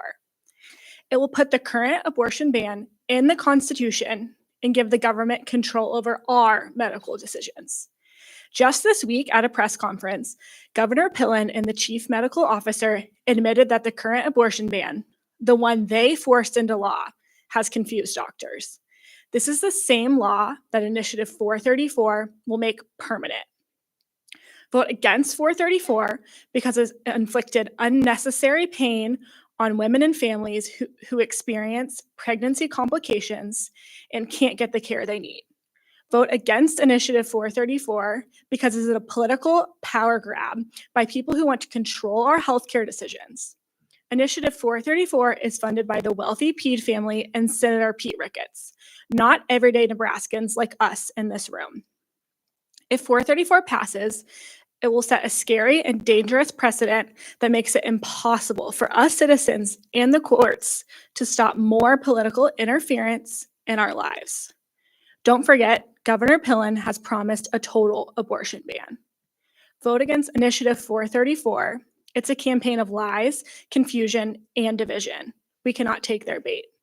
During petitions, they misrepresented 434 to Nebraska voters, calling it pro-choice for reproductive rights, when in actuality, it takes away rights from women who have pregnancies that will not make it to term. The same people who filed a lawsuit to try to remove Protect Our Rights from the ballot and silence the voice of over 200,000 Nebraskans are the same people behind this campaign. They spent millions on lies, mentioning everything from parental rights to taxpayer-funded abortions. None of this is true. Initiative 434 is their plan to control our medical decisions, not save lives. Initiative 434 leaves the door open for the government to take more of your and our rights away. It starts with the fundamental right to make decisions about your own body. Initiative 434 puts the government at the center of the relationship between you and your doctor. Initiative 434 completely ignores the pain and dangerous situations that it forces women with pregnancy complications to experience. Initiative 434 is destroying the healthcare system in Nebraska by tying doctors' hands. They are forced to talk to attorneys before making decisions that save lives. Initiative 434 is cruel and dangerous. Punishment for pregnant women, complications, or fatal anomalies. It forces them to bleed out, flee the state, or get dangerously ill before doctors can intervene. Even if you were lucky to have a normal pregnancy, I encourage you to meet some of the women in this room who have had to suffer under their current abortion ban. It is unacceptable, but we, the people, can do something about it in November. We can give power back to patients and their healthcare providers, not politicians. We can end political interference in our private healthcare by voting against Initiative 434 and voting for Initiative 439. Will you join us to protect our rights or be fooled by politicians and sit idly by? Thank you.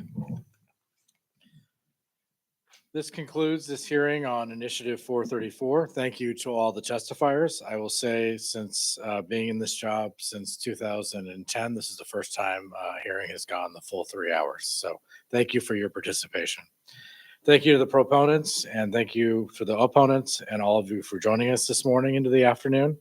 Those of you who submitted written comments to our office by the deadline, we had 0 supporting Initiative 434 and 3 opposing 434. That will be entered into the record. I'd also like to thank Jessica Epps helping me at the registration this morning. And finally, as I've said at the ending of every one of these hearings, the reason why we are here is that all 6 of these initiatives, referendums, will be on the ballot on November 5th. I encourage you to vote that ballot on November 5th or earlier if you so choose. Your ballot will be waiting for you. Please go cast it. This hearing is adjourned.